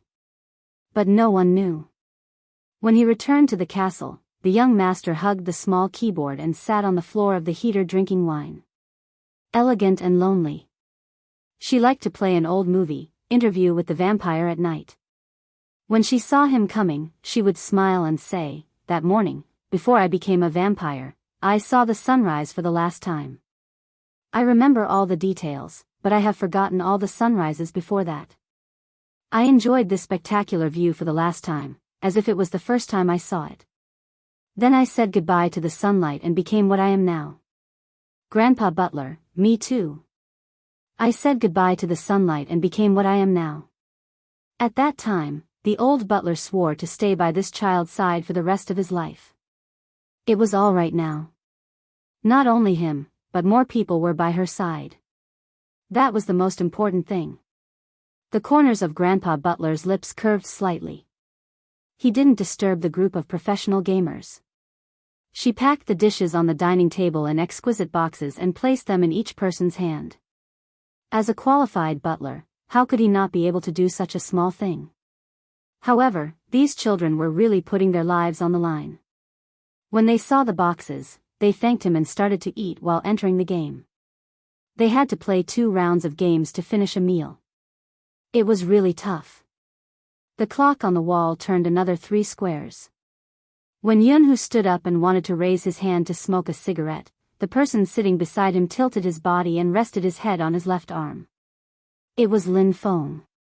He was probably too tired from the 2 days of training and fell asleep while sitting. Yunhu paused, holding the cigarette in his hand. He didn't light it up, using only one hand to familiarize himself with the sensitivity of the mouse. The night outside was getting darker and darker. But in this small computer room, gentleness could be seen everywhere. Shui Yaoyao fell asleep on the keyboard, Coco's down jacket draped over her body. He had intentionally lowered the brightness of the screen. Bo Jiu was still explaining the skills of the character, but her voice was clearly much softer. In such a dark night, it was like flowing sand, making one feel extra warm. But even so, Qin Mo could hear the tiredness in her voice. He tilted his head and said, "All right, you don't have to say any more. Remember to speak quickly." Bo Jiu took a sip of water to moisten her throat. Qin Mo freed a hand and lifted her chin. "Open your mouth." MMH? The Almighty wanted to kiss her? No, that wasn't possible. If he wanted to kiss her, she wouldn't have opened her mouth, he should have closed her eyes. However, the last time the Almighty made her close her eyes, he only told her to keep dreaming. He really didn't have a shred of humanity in him. Other people's boyfriends were meant to be sweet, but hers was probably meant to train her ability to withstand blows. "What are you thinking about?" Sure enough, a smile similar to the one before appeared on that extremely good-looking face, with a hint of playfulness. Bo Jiu was about to say that she hadn't expected him to pinch her chin for a kiss. Just then, something touched her lips. It was soft and slightly cold. It was like the lightest ice cream.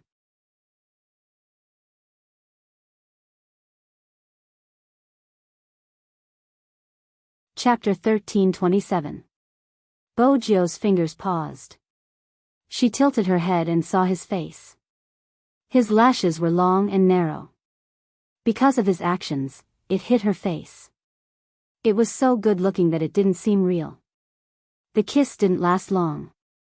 Fortunately, her teammates were focused on the game and no one saw it. Actually, someone had seen it. Rao Rong had just finished a match. When he glanced up at the time, he saw the scene. But he wasn't Lin Feng. He glanced over and smiled. With a cigarette in his mouth, he continued with the second match. In the past. It was hard to imagine. Who would fall in love with the aloof and cold Qin Mo fall in love with? After all, when he had known him, he had been a youngster who only acted according to his preferences. He had been so cold that it had been a headache. He definitely didn't have much patience. He hadn't even batted an eyelash at the beautiful female casters.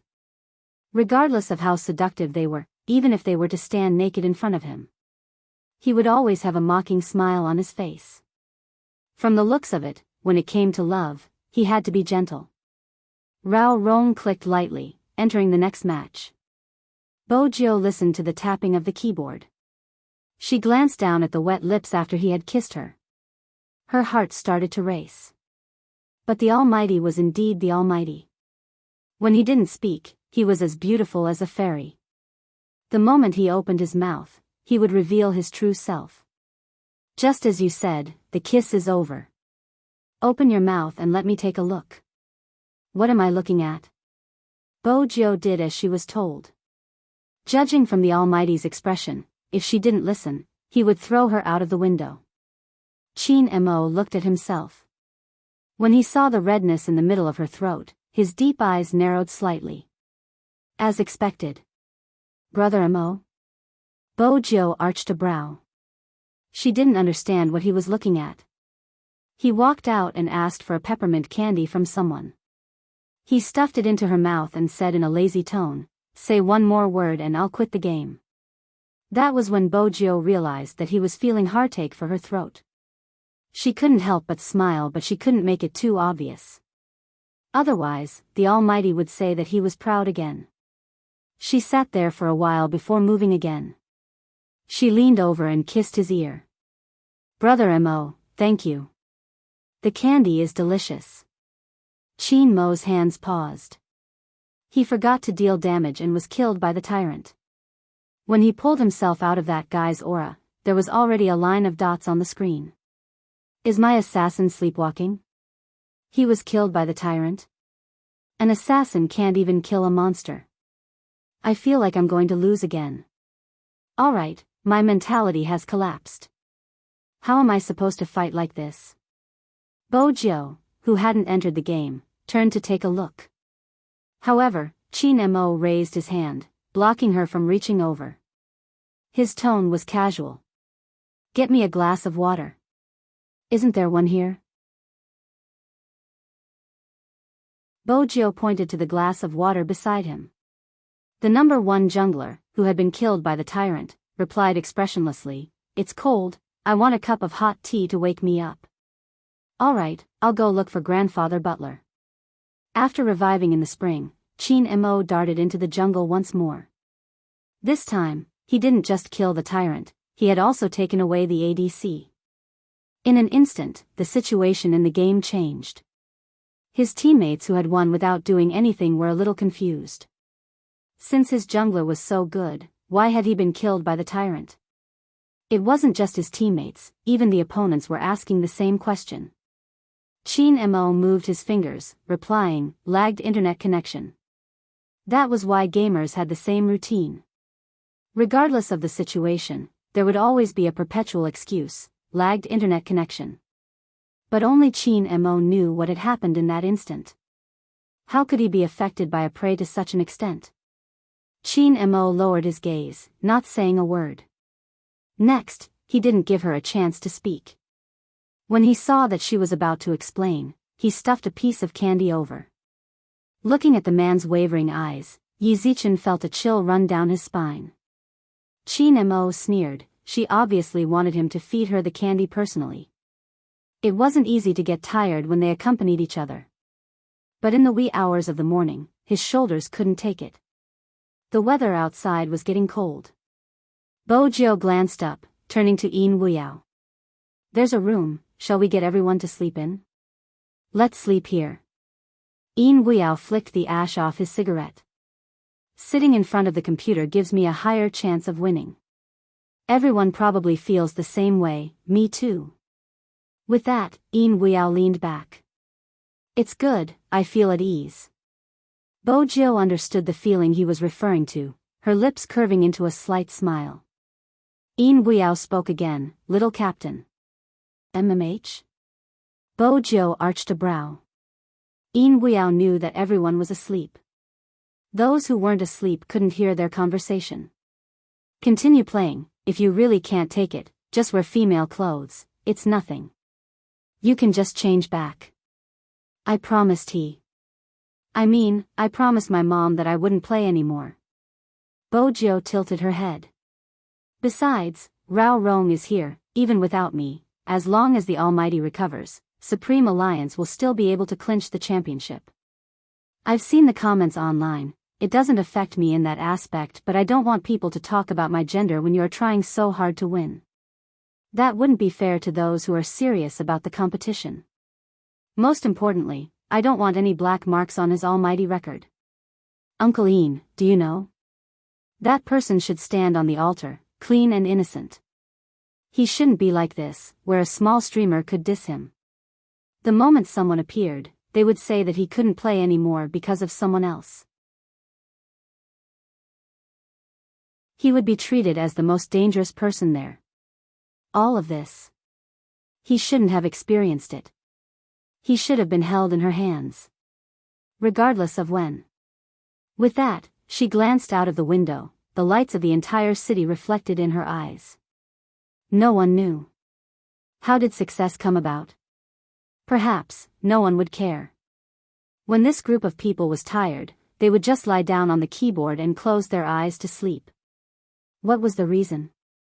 They wanted to win. They wanted to win so badly. They wanted to prove themselves, their teammates, and their team. But how could she become a stumbling block at such a time?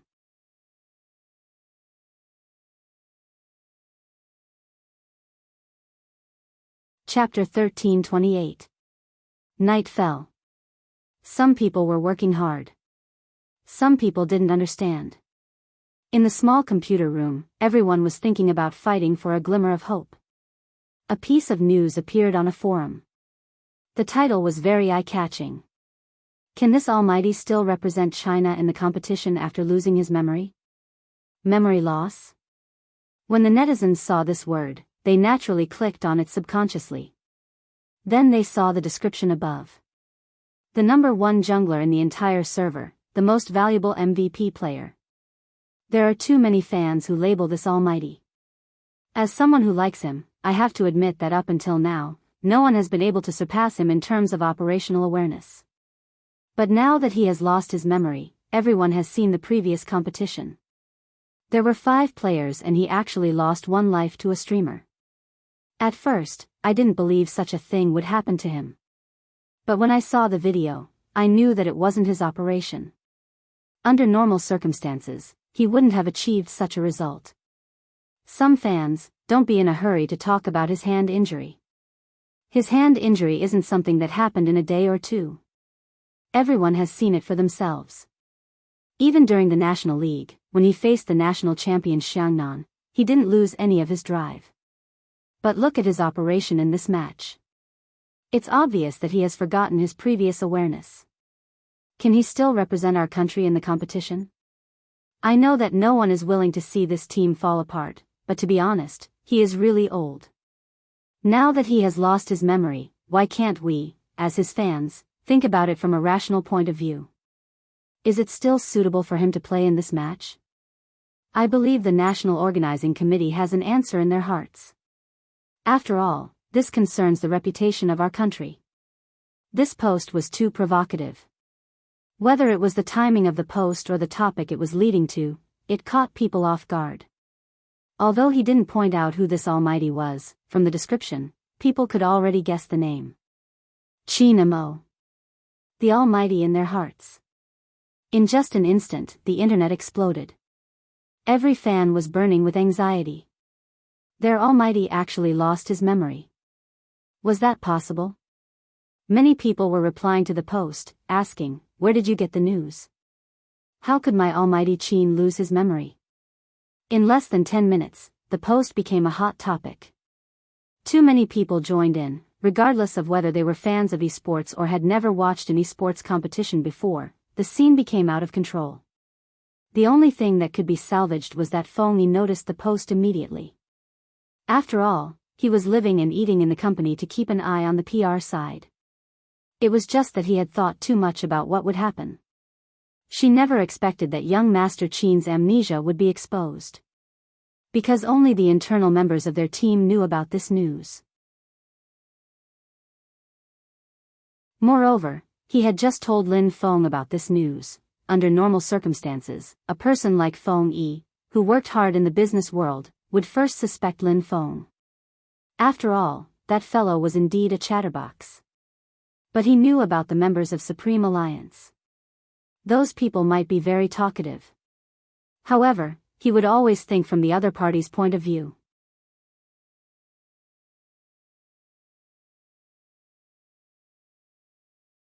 Chapter 13:29.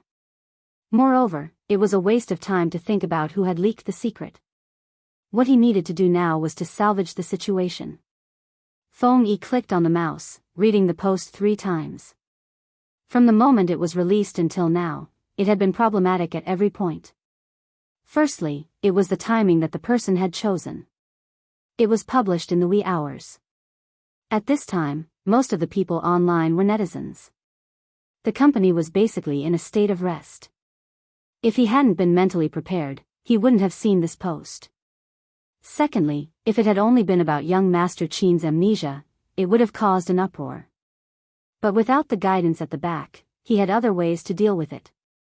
Supreme Alliance had never found excuses to evade anything. If the fans wanted to know, they could ask the officials directly. But the person who made the post didn't just want to expose young Master Qin's amnesia, the crux was the latter point.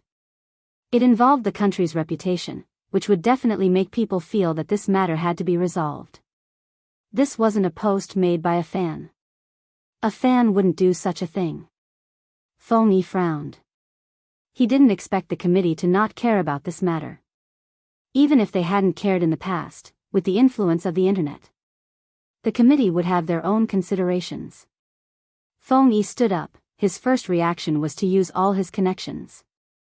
He didn't care about the time anymore, dialing a string of numbers. Hello, Boss Lee. It's like this, there's something. It was hard for anyone to imagine that there would be a day when the person known as the Smiling Fox would use such a pleading tone to talk to someone. But before he could finish, the person on the other end of the line interrupted him. Little Feng, I saw the incident with Supreme Alliance. Boss Qin's amnesia is a huge matter, how dare you hide it? It's not that I want to criticize you, but why are you getting worse and worse? It's such a huge piece of news, it's impossible for me not to expose it. I've given you enough face, so don't call me anymore. He wasn't calling Boss Feng warmly, but Little Feng. Feng Yi's fingers froze when he heard the busy tone. The little assistant had woken up as well, watching from the side. Her eyes reddened instantly. What she didn't expect was that the man standing in front of the desk didn't pause at all and made a second call. Again and again, he was rejected and even mocked. In the end, someone finally agreed to talk to the organizing committee, but it was just a casual talk. The little assistant looked at CEO Feng, who reached out to tug open his collar, and felt that it was too difficult. How could he still smile when it was so difficult? Thank you, Mr. Zhang. I'll treat you to a drink later. After Feng Yi hung up, the assistant walked over and saw him light a cigarette. She called out, CEO Feng. Feng Yi acted as if he hadn't heard anything, obviously thinking about something else. The young assistant raised her voice. How did you do it? What? Like now, I can endure those things. Feng Yi paused, his thin lips curving upwards. Back when Supreme Alliance was first established, we encountered a lot of such incidents. We are an esports company that deals with the internet. Back then, no one admitted that Supreme Alliance could become popular. We only relied on young Master Qin's face to pull in many resources. Compared to then, things are better now. You call this better? The little assistant didn't understand. Feng Yi chuckled. Of course it's better. Now, we are a team that won't embarrass anyone on the battlefield. It's been 3 years and we still have the fans that have been following Supreme Alliance for 3 years. But those fans. The little assistant was agitated. If it wasn't for them online, before the little assistant could finish, Feng Yi interrupted her. Don't you misunderstand the word fans? Of course, those troublemakers aren't fans. The fans I'm talking about are the people who are still waiting for young Master Qin and Little Spade to come back. They have feelings. Feelings are a mysterious thing, but everyone will think about it in the dead of night. There is a group of people who, even if they are scarred, broken, and no longer perfect, they will still be able to see them. But what they want to see the most is this group of people, a team that doesn't have a single member. The little assistant was almost disheartened after reading so many replies. Do such fans exist? Yes. Feng Yi glanced back, his eyes bright. There is one thing you have to believe, the type of team Supreme Alliance leaves behind depends on the type of people. The little assistant froze. Everyone said he was a cunning businessman. But once a businessman had feelings, he was even more eye-catching than an ordinary person. Feng Yi didn't dwell on this question for long. He lifted his wrist. It's 1 a.m. now. Make some preparations, one of the team members will be chosen for an interview tomorrow. It's best for the members of Supreme Alliance to talk about it. I'm heading over to the committee. Boss Phone, aren't you going to delete the post? The little assistant was shocked since it was posted on their official account. Phone glanced up. There's no use. The little assistant froze. This was the first time she heard the word "no use" from a man's mouth. The sky outside was dark. It was so dark that there seemed to be no light. It was 1:30 am. Quan sat in front of the computer, typing a string of words. The words you taught me are indeed impressive. The internet is in a mess. Even if the Almighty has a strong background, he will have to leave this time. Don't be anxious, this is just the first step. The person replied quickly. Quan was shocked. Just the first step. That's right, I'll teach you the second step. Quan's eyes lit up when he saw the message. He glanced at the status displayed on the screen, eager to give it a try. In the computer room of the apartment, Yunhu saw his phone ringing. After muting the sound, he walked out to take the call. The next moment, his eyes widened and his voice deepened. I understand, I'll tell them. Them? Some fell asleep from exhaustion while Captain is still familiarizing himself with the controls. They are all doing well. MMH, I won't reply this time, I'm just going to check on the situation. After hanging up, Yunhu pushed the door open and walked back. He glanced at Bojio before shaking everyone awake. There's news from old Fox Phone. Captain's amnesia has been exposed and the internet is in a mess. We need to understand the situation so that we can be mentally prepared when the media asks about it. Lin Feng, who had been yawning, woke up instantly. Almost everyone had the same reaction. Unease, extreme unease. Because everyone knew this wasn't a small matter. Other than the main character, Qin Mo, his expression remained the same. There weren't many fluctuations in his emotions, but he turned to glance at the person beside him. His fingers seemed to have paused. Qin Mo's gaze deepened, but he didn't say a word. Lin Feng was the first to open the page to search for the news. Actually, there wasn't a need to search. It had already become a hot topic on the official website. The moment he opened it, he could see it. The number of replies had already exceeded 10,000 and was still rising. The team members crowded over. When they saw the content, they were so angry they wanted to smash the keyboard. Did they understand? They wanted to get together and play another game. Even if it was just one match. They just wanted to do their best in this match. Even their captain, who had amnesia, had sat in front of the computer for 10 hours just to memorize the skills of the characters. What was the point? Did they understand? But it wasn't just one post. Other than this post, there was another one that was slowly becoming popular, and it seemed like it couldn't be stopped. It was in the tone of a fan. Such a big thing happened. As an old fan of Supreme Alliance, I want to know who the person who leaked the news is. This kind of thing should only be known within the team. They even said that they are as close as a family.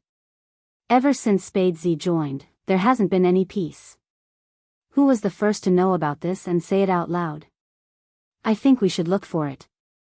This type of post was obviously to stir up momentum. But there were fans who couldn't understand and really replied below. Other than Spadesy, the one who replied the most was Lin Feng. The reason they gave was simple. After all, he was a chatterbox and definitely didn't tell anyone easily. In the end, it was exposed by his fans. After Lin Feng saw the replies, his first reaction was to look at the expressions of his team members. No matter how fast my mouth is, I wouldn't say such things so casually, before he could finish. Suddenly, there was a loud bang. Coco, who hadn't said a word, lifted the keyboard. I've had enough. The more good-tempered and cute a person was, the more heart-wrenching it was when he was angry. Coco stood up, as though he was going to use all his strength to smash everything in the computer room. Gaming, why do we have to play games? What kind of lousy profession is this? How many people do we have to interact with? These likes, are these F***king likes? Anyone who knows what it means to like someone wouldn't be like this. I've had enough of such likes. I'm almost out of breath. Quit the industry, F***king Asian Cup, whoever wants to play can play, I'll touch this thing again,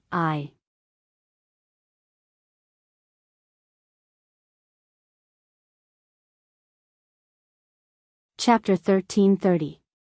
Coco was very touched to hear such comforting words. But just as he was about to hug little Spade back, he glanced up and saw his captain smile. The meaning behind that smile was simple.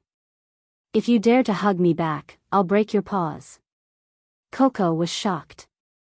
Little Spade, you can console me, but why are you hugging me? Do you want Captain to tear me apart? With that, Coco stopped and calmed himself down. As expected, compared to the internet attacks, he was more afraid of Captain's gaze. Bojo felt hurt. Shouldn't little Sissy be extremely touched at this moment? Why was he so afraid? Bojo was still raising her brows. The atmosphere in the team had changed completely. Everyone knew why Coco had such a reaction. They were all suppressing their laughter. Lin Feng let out a long breath and said, "Deal with it." Yes, since it happened, they had to solve it. This was their usual style. They would deal with it when they couldn't solve it. Besides, they believed Feng Yi was already in the process. As for the process, they would have to wait until dawn. From 3 a.m. to 8 a.m., this was the most difficult time. Bojo suggested, go and rest, put aside the training. Especially at this time, you have to be more alert in front of the media. I'm guessing old Fox Feng has some plans. Why don't we wait for his call? Sure. Yin Buyao was the first to stand up. He reached out and massaged the back of his neck. It's important to relax before the match. If you can't sleep, you can play cards. It's fine to play cards. Feng Shang blushed. I am good at cards. Bojo laughed. Then let's play cards. I'll be in the same group as Brother Mo. Qin Mo arched a brow. Are you sure I know how to play? Brother Mo, don't worry. Even if you lost your memory, no one is better than you when it comes to scheming. Bojo lowered her voice. Qin Mo smiled. Is that a compliment? Of course. Bojo adjusted her collar. I'll help you draw the cards later. I won't brag about anything else, but my luck is really good. 10 minutes later. Qin Mo glanced at the cards that a certain someone had drawn and arched a brow. Is this what you meant by having good luck? Bojo, who had drawn 3 useless tiles in a row, was frustrated. Why wasn't this mahjong giving her any face? Brother Mo, actually, this isn't a big deal. If you touch more, you can hit 13 youngsters. Bojo tried to clear her name. Qin Mo scoffed, replying slowly, by the time you're done with the 13, the others will have already won. Bojo. Why did he have to say something that everyone knew? Brother Mo, didn't you say you don't know how to play? Qin Mo arched a brow and glanced at the cards on the table lazily. His voice was faint. It's such a simple game. You can learn it after one round. With that, he held onto her wrist with one hand and reached out with the other. He picked up a card and pushed it forward. Pick yourself, all colors. Everyone was stunned. Lin Feng felt even more devastated. Didn't I play this card in the last round? Captain, why didn't you eat who back then? Is that so? Qin Mo replied nonchalantly, I guess I didn't know how to play just now. I wouldn't believe you. He was obviously trying to pick himself. Lin Feng scratched his head and glanced over at Baby Feng, who had said he was a thief. He was still arranging the cards. He face-bombed. Was this called a thief? It seemed like Baby Feng didn't understand the word thief well enough. Bojo was delighted, starting to collect the money. Lin Feng rolled up his sleeves, preparing for a counterattack on the third round. Who knew that as soon as the cards were placed on the table, she heard the person opposite her speak. Even her tone was very casual. Do you know why your luck is so bad? Bojo glanced over. Why? Because you hugged someone you shouldn't have. Chin Mo raised his hand casually, throwing out a card. Everyone, they had been wondering why their captain hadn't mentioned anything. So this was what he was waiting for. The person who shouldn't have been hugged shrunk his shoulders, biting the bunny's ear. He had a feeling that their captain would remember this for a long time.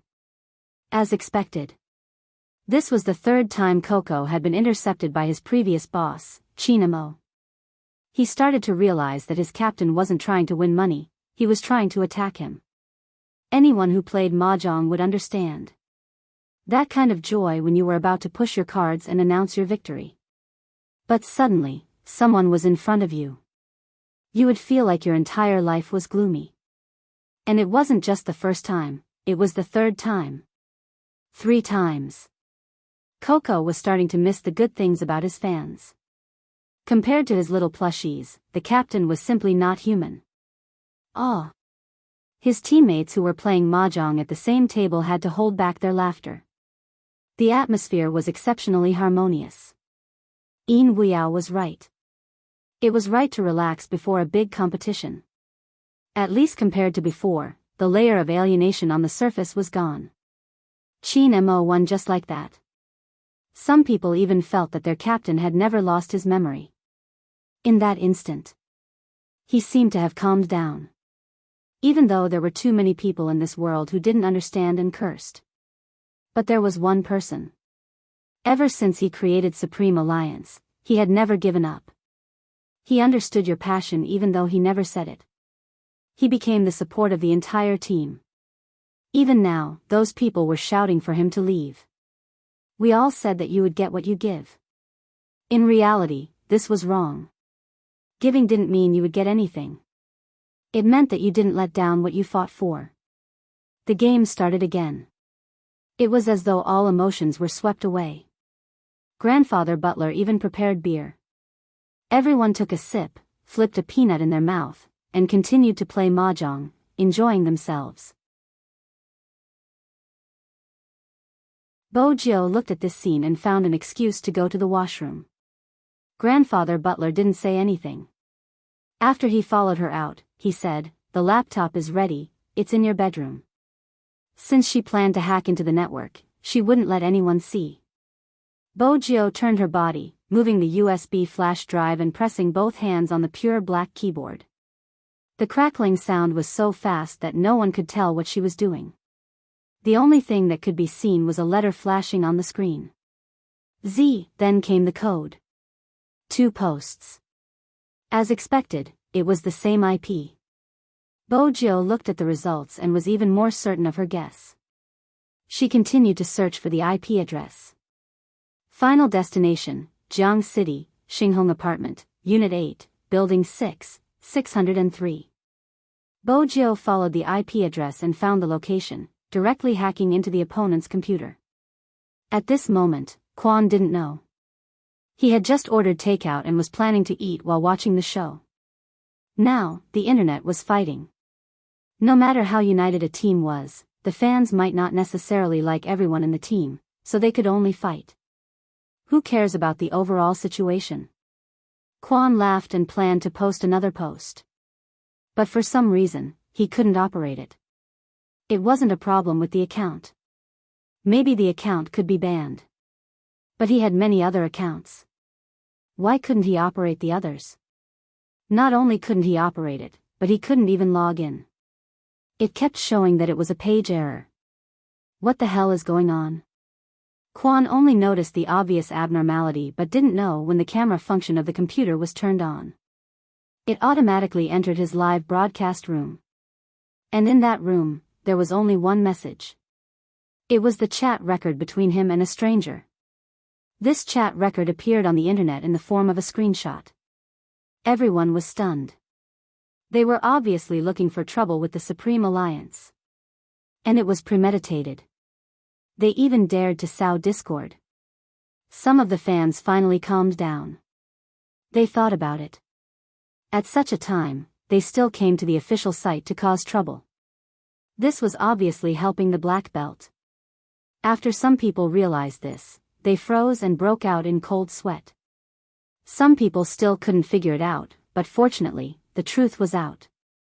Gradually, some attentive fans started to notice something. I was wondering why this netizen wouldn't let go of Almighty Chin. So it's because he has a grudge. Grudge? Why do you say that? Everyone's first reaction to that picture would be to find out what the two of them were talking about. But one of them should be recognized by the netizens. Isn't that the live streamer Quan who played games with Almighty Chin and won by luck? Later, after he died in the room, he was tortured by Almighty Chin and was killed as soon as he came out of the spring. His gaming experience was terrible to a certain extent. No wonder he tried so hard to influence. Everything else aside, I just hope that the fans of the Supreme Alliance will think about this matter and what we should do. Almighty Chin has indeed lost his memory. The organizing committee can't not make a decision. We are upset, but the Supreme Alliance must be even more upset. I played basketball in school.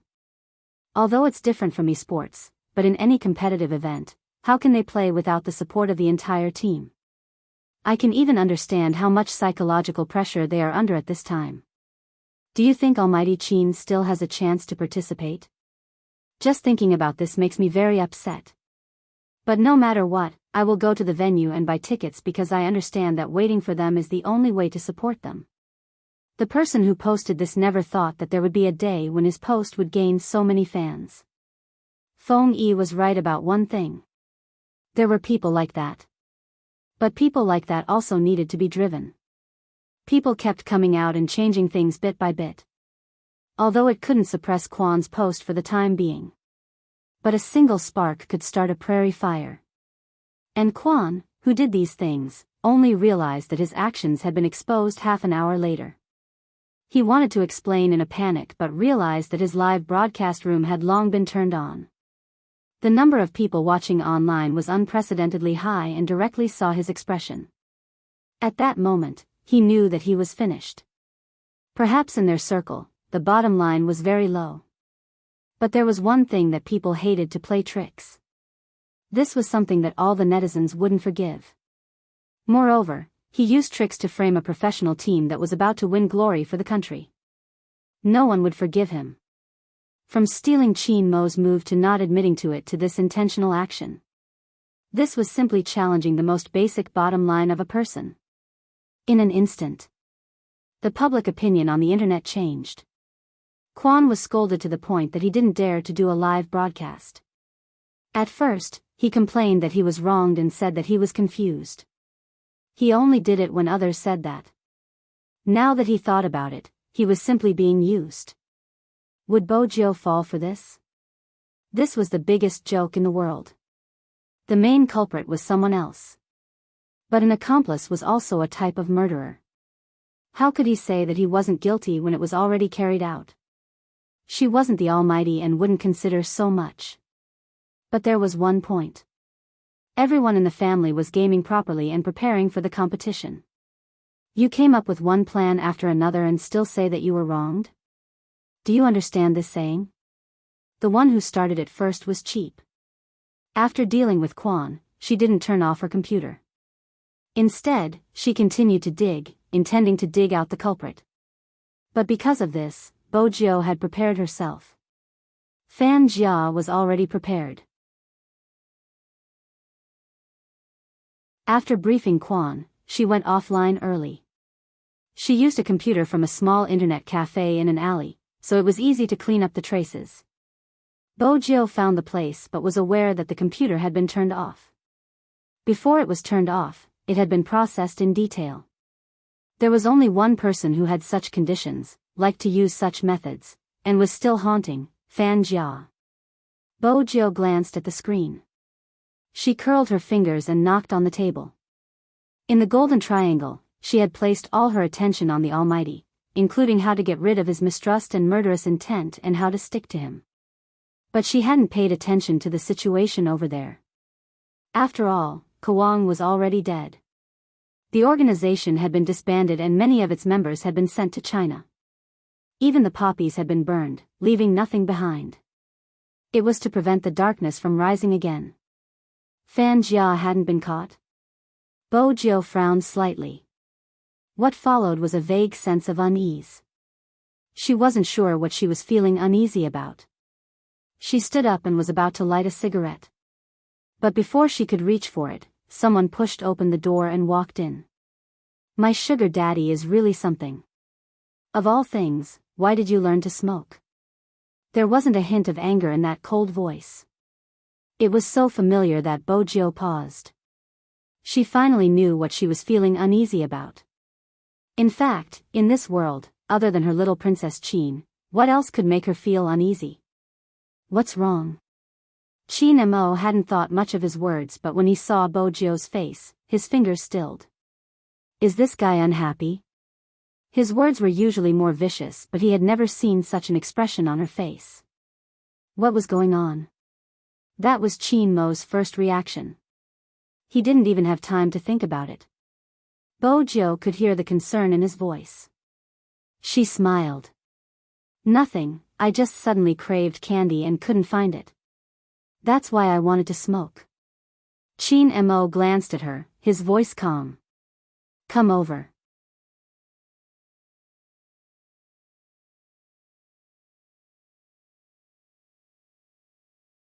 Chapter 1331. Bo Jiu walked over. The moment she walked over, she was pulled into his embrace. She could smell the faint scent of mint and tobacco. It seemed as though even after an entire night, he would still feel refreshed. He didn't seem like someone who had just left the poker table. There's no sugar this time, there's artificial warmth, do you want it? Qin Mo's voice was faint. Bo Jiu chuckled. Can I give you another kiss? Dream on. Qin Mo hugged her in his arms. After rejecting her, he lowered his lids and planted a light kiss on the top of her head. Bo Jiu stilled, hugging him with a slight smile. Even the air she breathed in was sweet. The people around the table were smart enough not to ask where their captain had gone. At the start, they were still in a heated discussion. Everyone's mind was preoccupied with this matter, so it was impossible for them to fall asleep. At around 4 p.m., Feng Yi called to inform them that there was a change in the public opinion and for them to rest. Lin Feng couldn't believe his ears. After all, under normal circumstances, after such an incident, it would take 2 days for the heat to subside. He hadn't expected the change to happen so quickly. Feng Yi didn't hide it from him. Someone helped us and found the person who posted it. The 2 posts came from the same IP and the person who posted it was the streamer who provoked you guys. Lin Feng's eyes widened. Should I say the netizens are too capable? They aren't netizens.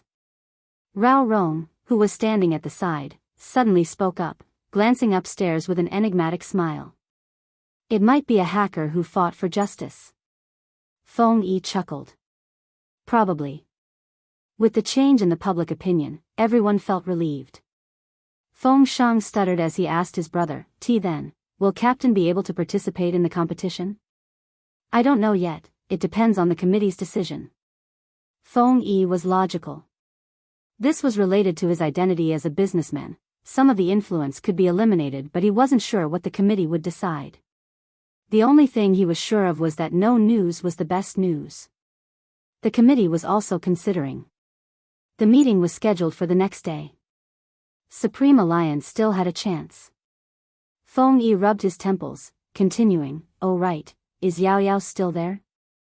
Yes. Give her the phone. All right. Shui Yao Yao took the phone in confusion. Feng Yi chuckled and said, the competition is coming up soon. This is the last interview for the team. It's a solo interview and they will definitely ask about what happened during this period of time. Get ready tomorrow. The interview will be at 9 in the morning. I'll pick you up then. Shui Yao Yao was confused. Me? Captain, Uncle Ian, and God Rao are all here. Me? Was she suitable? She had no experience, and her mechanics were not the best in the team. You're the only girl other than Little Spade.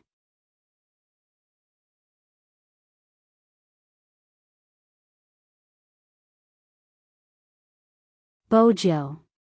She thought he had become gentler when he took the initiative to kiss her. As expected, gentler wasn't the word used on the Almighty. That's why I don't intend to waste any more effort. Chin Mo reached out to pinch her face. Coincidentally, I like your thick skin. Bojo smiled, reaching out to hug his waist. She wanted to say that it was fine if he didn't regain his memory. It would be fine as long as he was by her side. But she was worried that with his personality, he wouldn't be able to regain his memory. Thus, she decided to forget it. It was better to be together like this. This time, it wasn't a nightmare. He held her in his arms and pressed her head against his shoulder. He had no intention of letting go. The two of them were good-looking to begin with. Their posture, coupled with the faint rays of the morning sun, made them look even more beautiful. He was wearing a white sweater while she was leaning against him. Both of their sides were enough to cause a scream.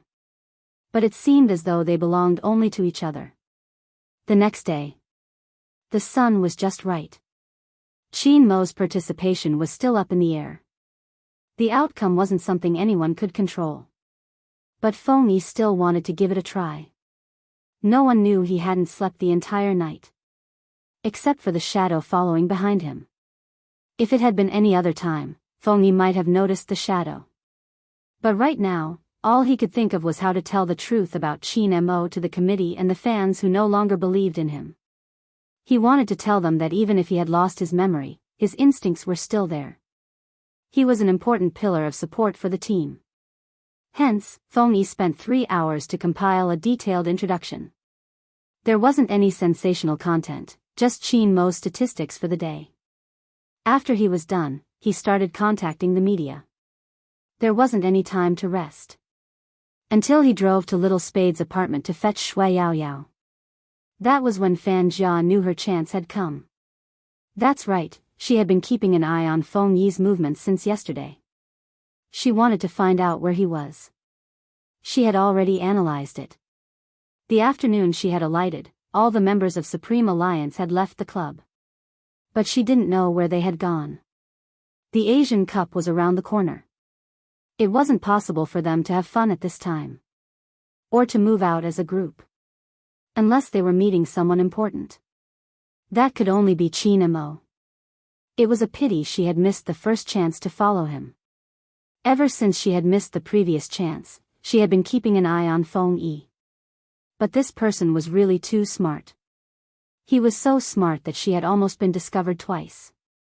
Fortunately, he had been extremely busy recently. Coupled with the things she had created, he wasn't as indestructible as before. She had followed him for so long and today, she had finally found a small loophole. She stood at the foot of the building, her lips curling upwards. She glanced at the rising elevator and memorized the number. Her eyes dimmed and she hid again. Regardless of what she wanted to do, she couldn't let anyone see her. At least, it wasn't suitable now. Fan Jia pressed down on the brim of her cap and smiled. She had finally found him and was about to snatch him back to her. She couldn't be like this. IGN, she should change out of her smelly clothes and put on some makeup since it was still early before nightfall. She had plenty of time. Deep down, Fan Jia didn't feel that there was anything wrong with ruining Chin Mo's competition. That kind of person should go and do bigger things.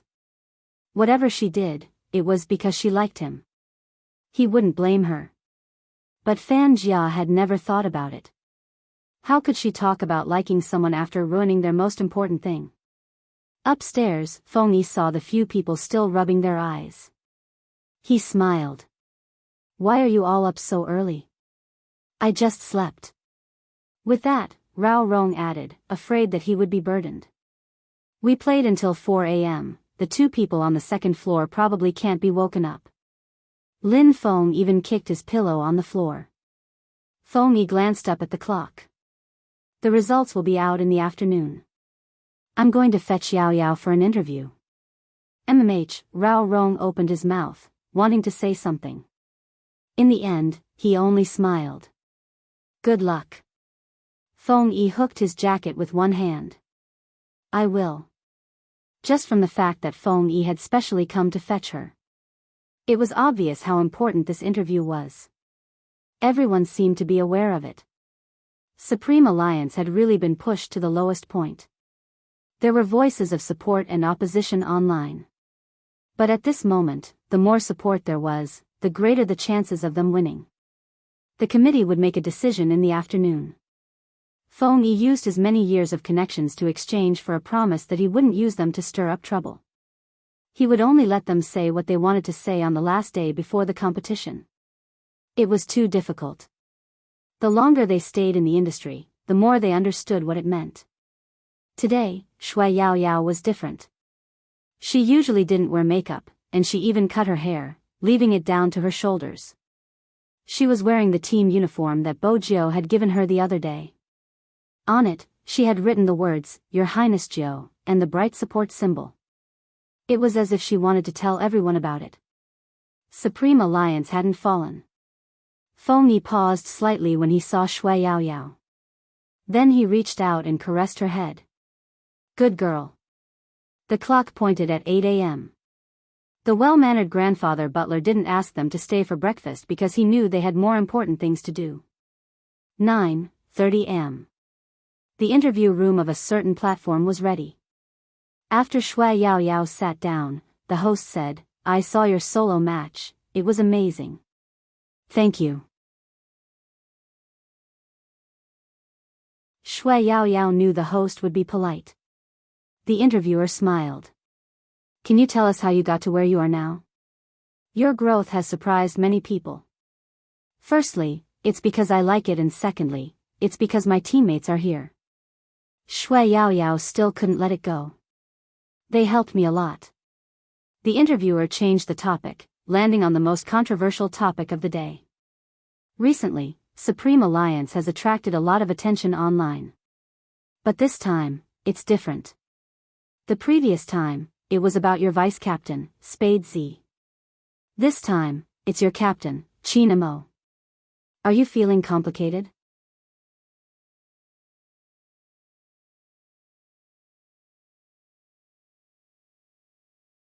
Chapter 1332. The interview was broadcasted on the official website. It seemed to be responding. Forwarding, commenting, continuing to forward. From the internet to the real world. Everyone started to help Supreme Alliance with publicity. There were even some rich fans who spontaneously organized an entire fleet of cars, temporarily forming a colorful painting just for support. Many people were saying that the 2018 Asian Cup would be more popular than ever. Firstly, it was because the venue was chosen with great difficulty to be in China. Secondly, it was because of the influence Supreme Alliance had brought about. It was really extraordinary. At the scene, all the tickets related to Supreme Alliance were sold out. Many people had already arrived in Jiang City before the start of the competition. They didn't force others to like this team. But when the reporter held the microphone and asked them, why are you here so early? The temperature in Jiang City is very low, isn't it cold? It's cold, but it's worth it. A girl smiled and waved her ticket. My boyfriend gave it to me, and we only got to know each other because of Supreme Alliance. The reporter was shocked. Because of Supreme Alliance? At that time, he always imitated Almighty Qin as an assassin and was jealous because I liked Big Spade. In the end, Big Spade and Almighty Qin got together and he told me, look, your Almighty is with my Almighty, let's be together too. The girl smiled. I'm a pit when I play games. When I play as a long-range shooter, I can't hit the target accurately, I run slowly and I don't understand positioning, so I'm always killed. He would always rush out to avenge me after I die. Even though he isn't that good, do you understand the feeling? I always feel that someone who loves Supreme Alliance so much wouldn't have a bad heart and would always be more mature than others. When we are together, we don't speak much and feel like we are being taken care of. The last time I saw little Spade wearing a sock puppet and saying that her boyfriend was jealous and that she had to coax him. At that time, I thought that he had always been the one coaxing me and I had never coaxed him. Now that we are about to graduate, I'm always worried if we can be together in the future. Unexpectedly, he proposed to me that day. He said that even Almighty Z has to coax her boyfriend, so how can he coax his girlfriend? It's not that we don't quarrel, but sometimes, when we quarrel, we look at those people and it reminds us of the sweet times. The reporter didn't expect to interview such a person. Afraid that it would be seen as a show, he didn't say much. Even though he knew that if this interview was broadcasted, the click rate wouldn't be too bad, to avoid suspicion, he still moved the microphone to the one below. Then, he froze. It was an auntie with a load on her shoulder. Her hair was a little white, and her back was slightly arched. She was dressed very cleanly, as if she had specially waited for this day. However, she still had to make a living, so she brought along the things she wanted to sell, a small amount of cigarettes and some bottled water. She held the ticket in one hand and asked the person beside her, "Is this Supreme Alliance's match ticket? Are we going to watch it here?" When the reporters saw this scene, they were shocked. After all, it was impossible for people of his age to watch esports competitions. Moreover, there was only an elderly auntie, which made her seem even more out of place. After the camera swept over, both the reporters and the cameraman felt that this was going to be a hot topic. They passed the microphone over. "Auntie, sorry to disturb you, but we are really curious. After all, apart from some young girls, there are also guys who like to play this game. There's only one person of your age here, so if it's convenient for you, can you tell us why you bought this final match ticket? Is it for the younger generation in your family?" Unexpectedly, the auntie hurriedly waved her hands. "No, I bought it for myself. After waiting for so long, I can finally support those children. I'm really happy." "You bought it for yourself? Then you..." With that, the reporter paused. "Do you know anyone in Supreme Alliance?" After all, the word children had been mentioned. The auntie seemed to be in a hurry since the camera had been pointing towards her. But then, she seemed to have recalled something and gradually stopped. "I don't know them, but they have helped me a lot.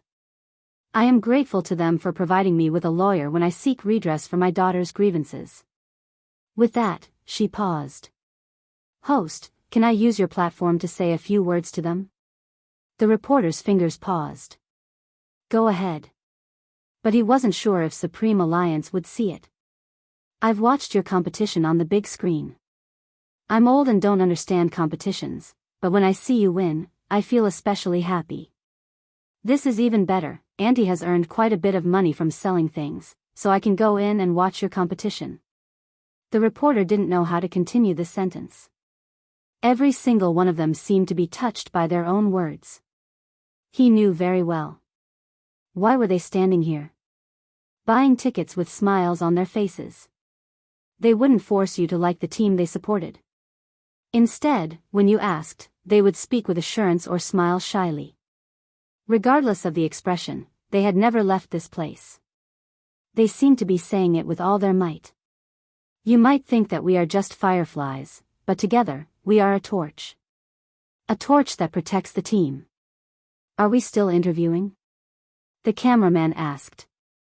Originally, they wanted to catch some questions from the scene to create a topic of discussion.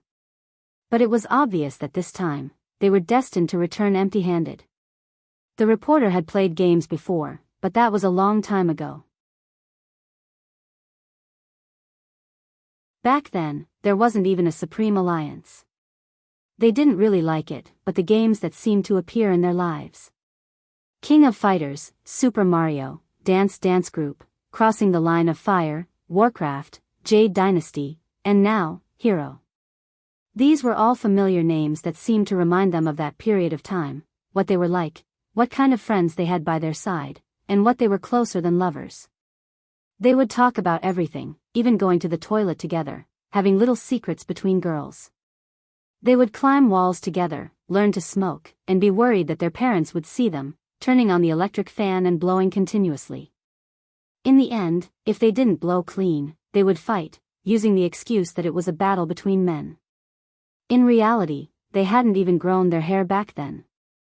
The reporter lowered his head, looking at the template that someone had given him. With a wave of his hand, the paper was torn to shreds. Of course we have to interview them, but we have to do it according to the actual situation. But above, I'll take responsibility. 2 words, end.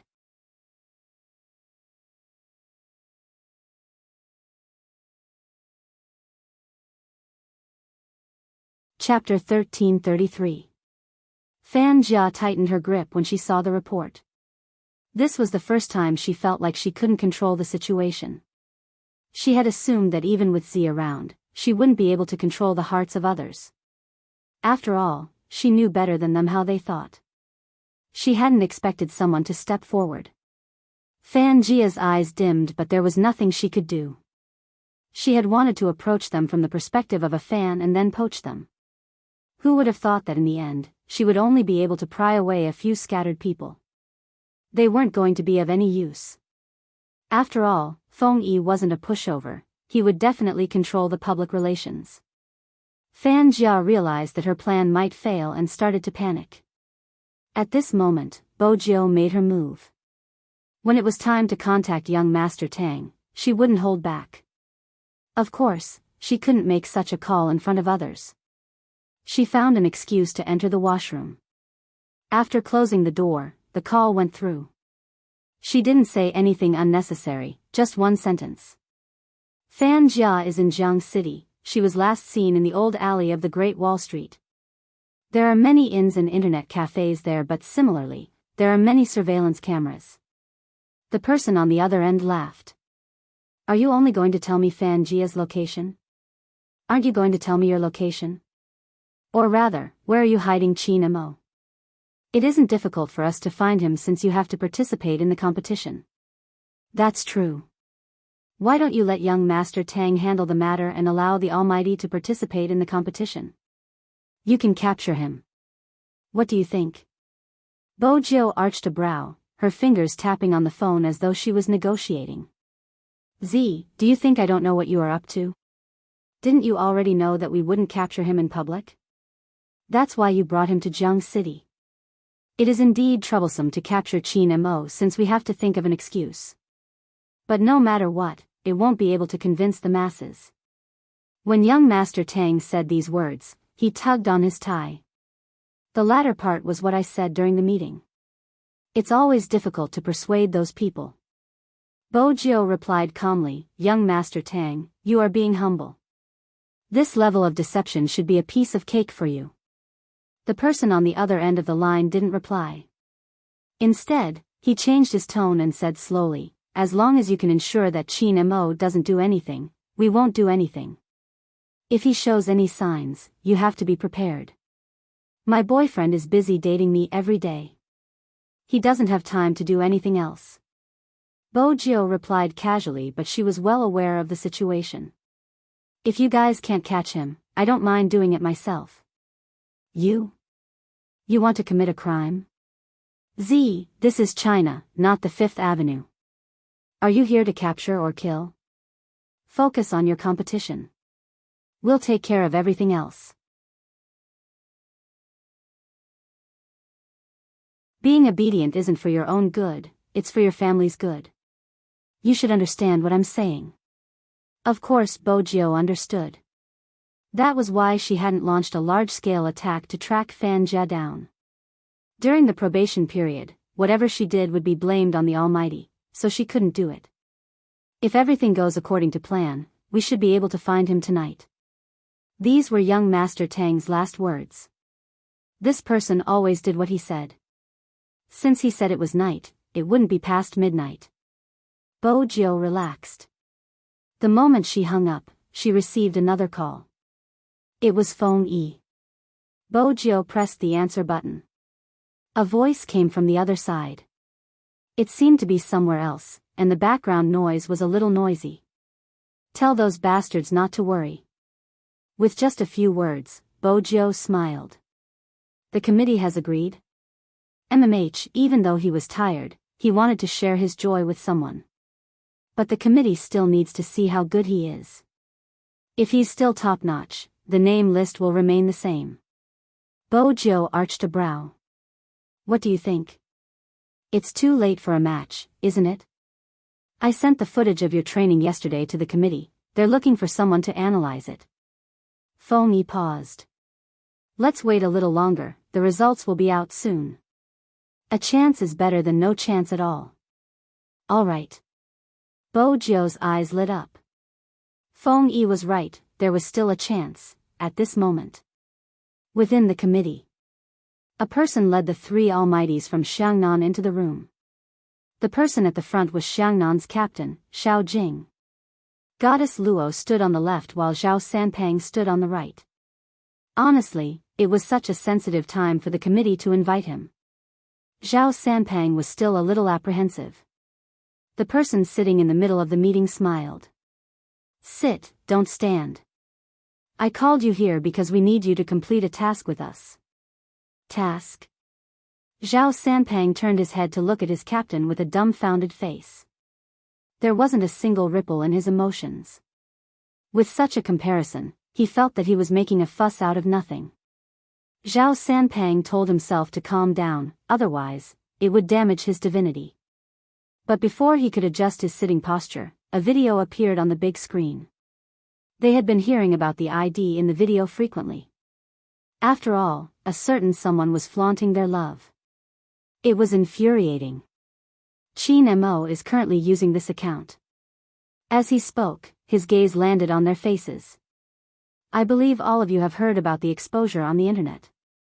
It is undeniable that Qin Mo is an outstanding esports player, but now that he has lost his memory, we can't decide if he is still suitable for the Asian Cup. The video was taken from the internet and the data is reliable. Take a look and analyze it from a technical point of view. What do you think of Qin Mo's current standards? Zhao Sanpang glared. Why did Xiangnan have to do such a thankless job? Before he could speak, his wrist was pressed down. Beauty Luo smiled, gesturing for him to tilt his head. That was when Zhao Sanpang realized that his captain had started to observe the movements of the character in the video. The other members of the committee were watching as well. Since they were in this industry, they had a certain level of understanding. There were even retired players amongst them. But the ones who truly understood were Xiangnan. After all, they had been the national champions for 3 consecutive years. That wasn't all, they had even been the runner-up in the Asian Cup. It was more suitable for them to provide their opinions on technical aspects. The video wasn't short. It wasn't just one match but 3 consecutive matches. After it ended, you're tuning into the Romantic Tales YouTube channel. Don't forget to subscribe and join us on this journey to catch the most captivating stories.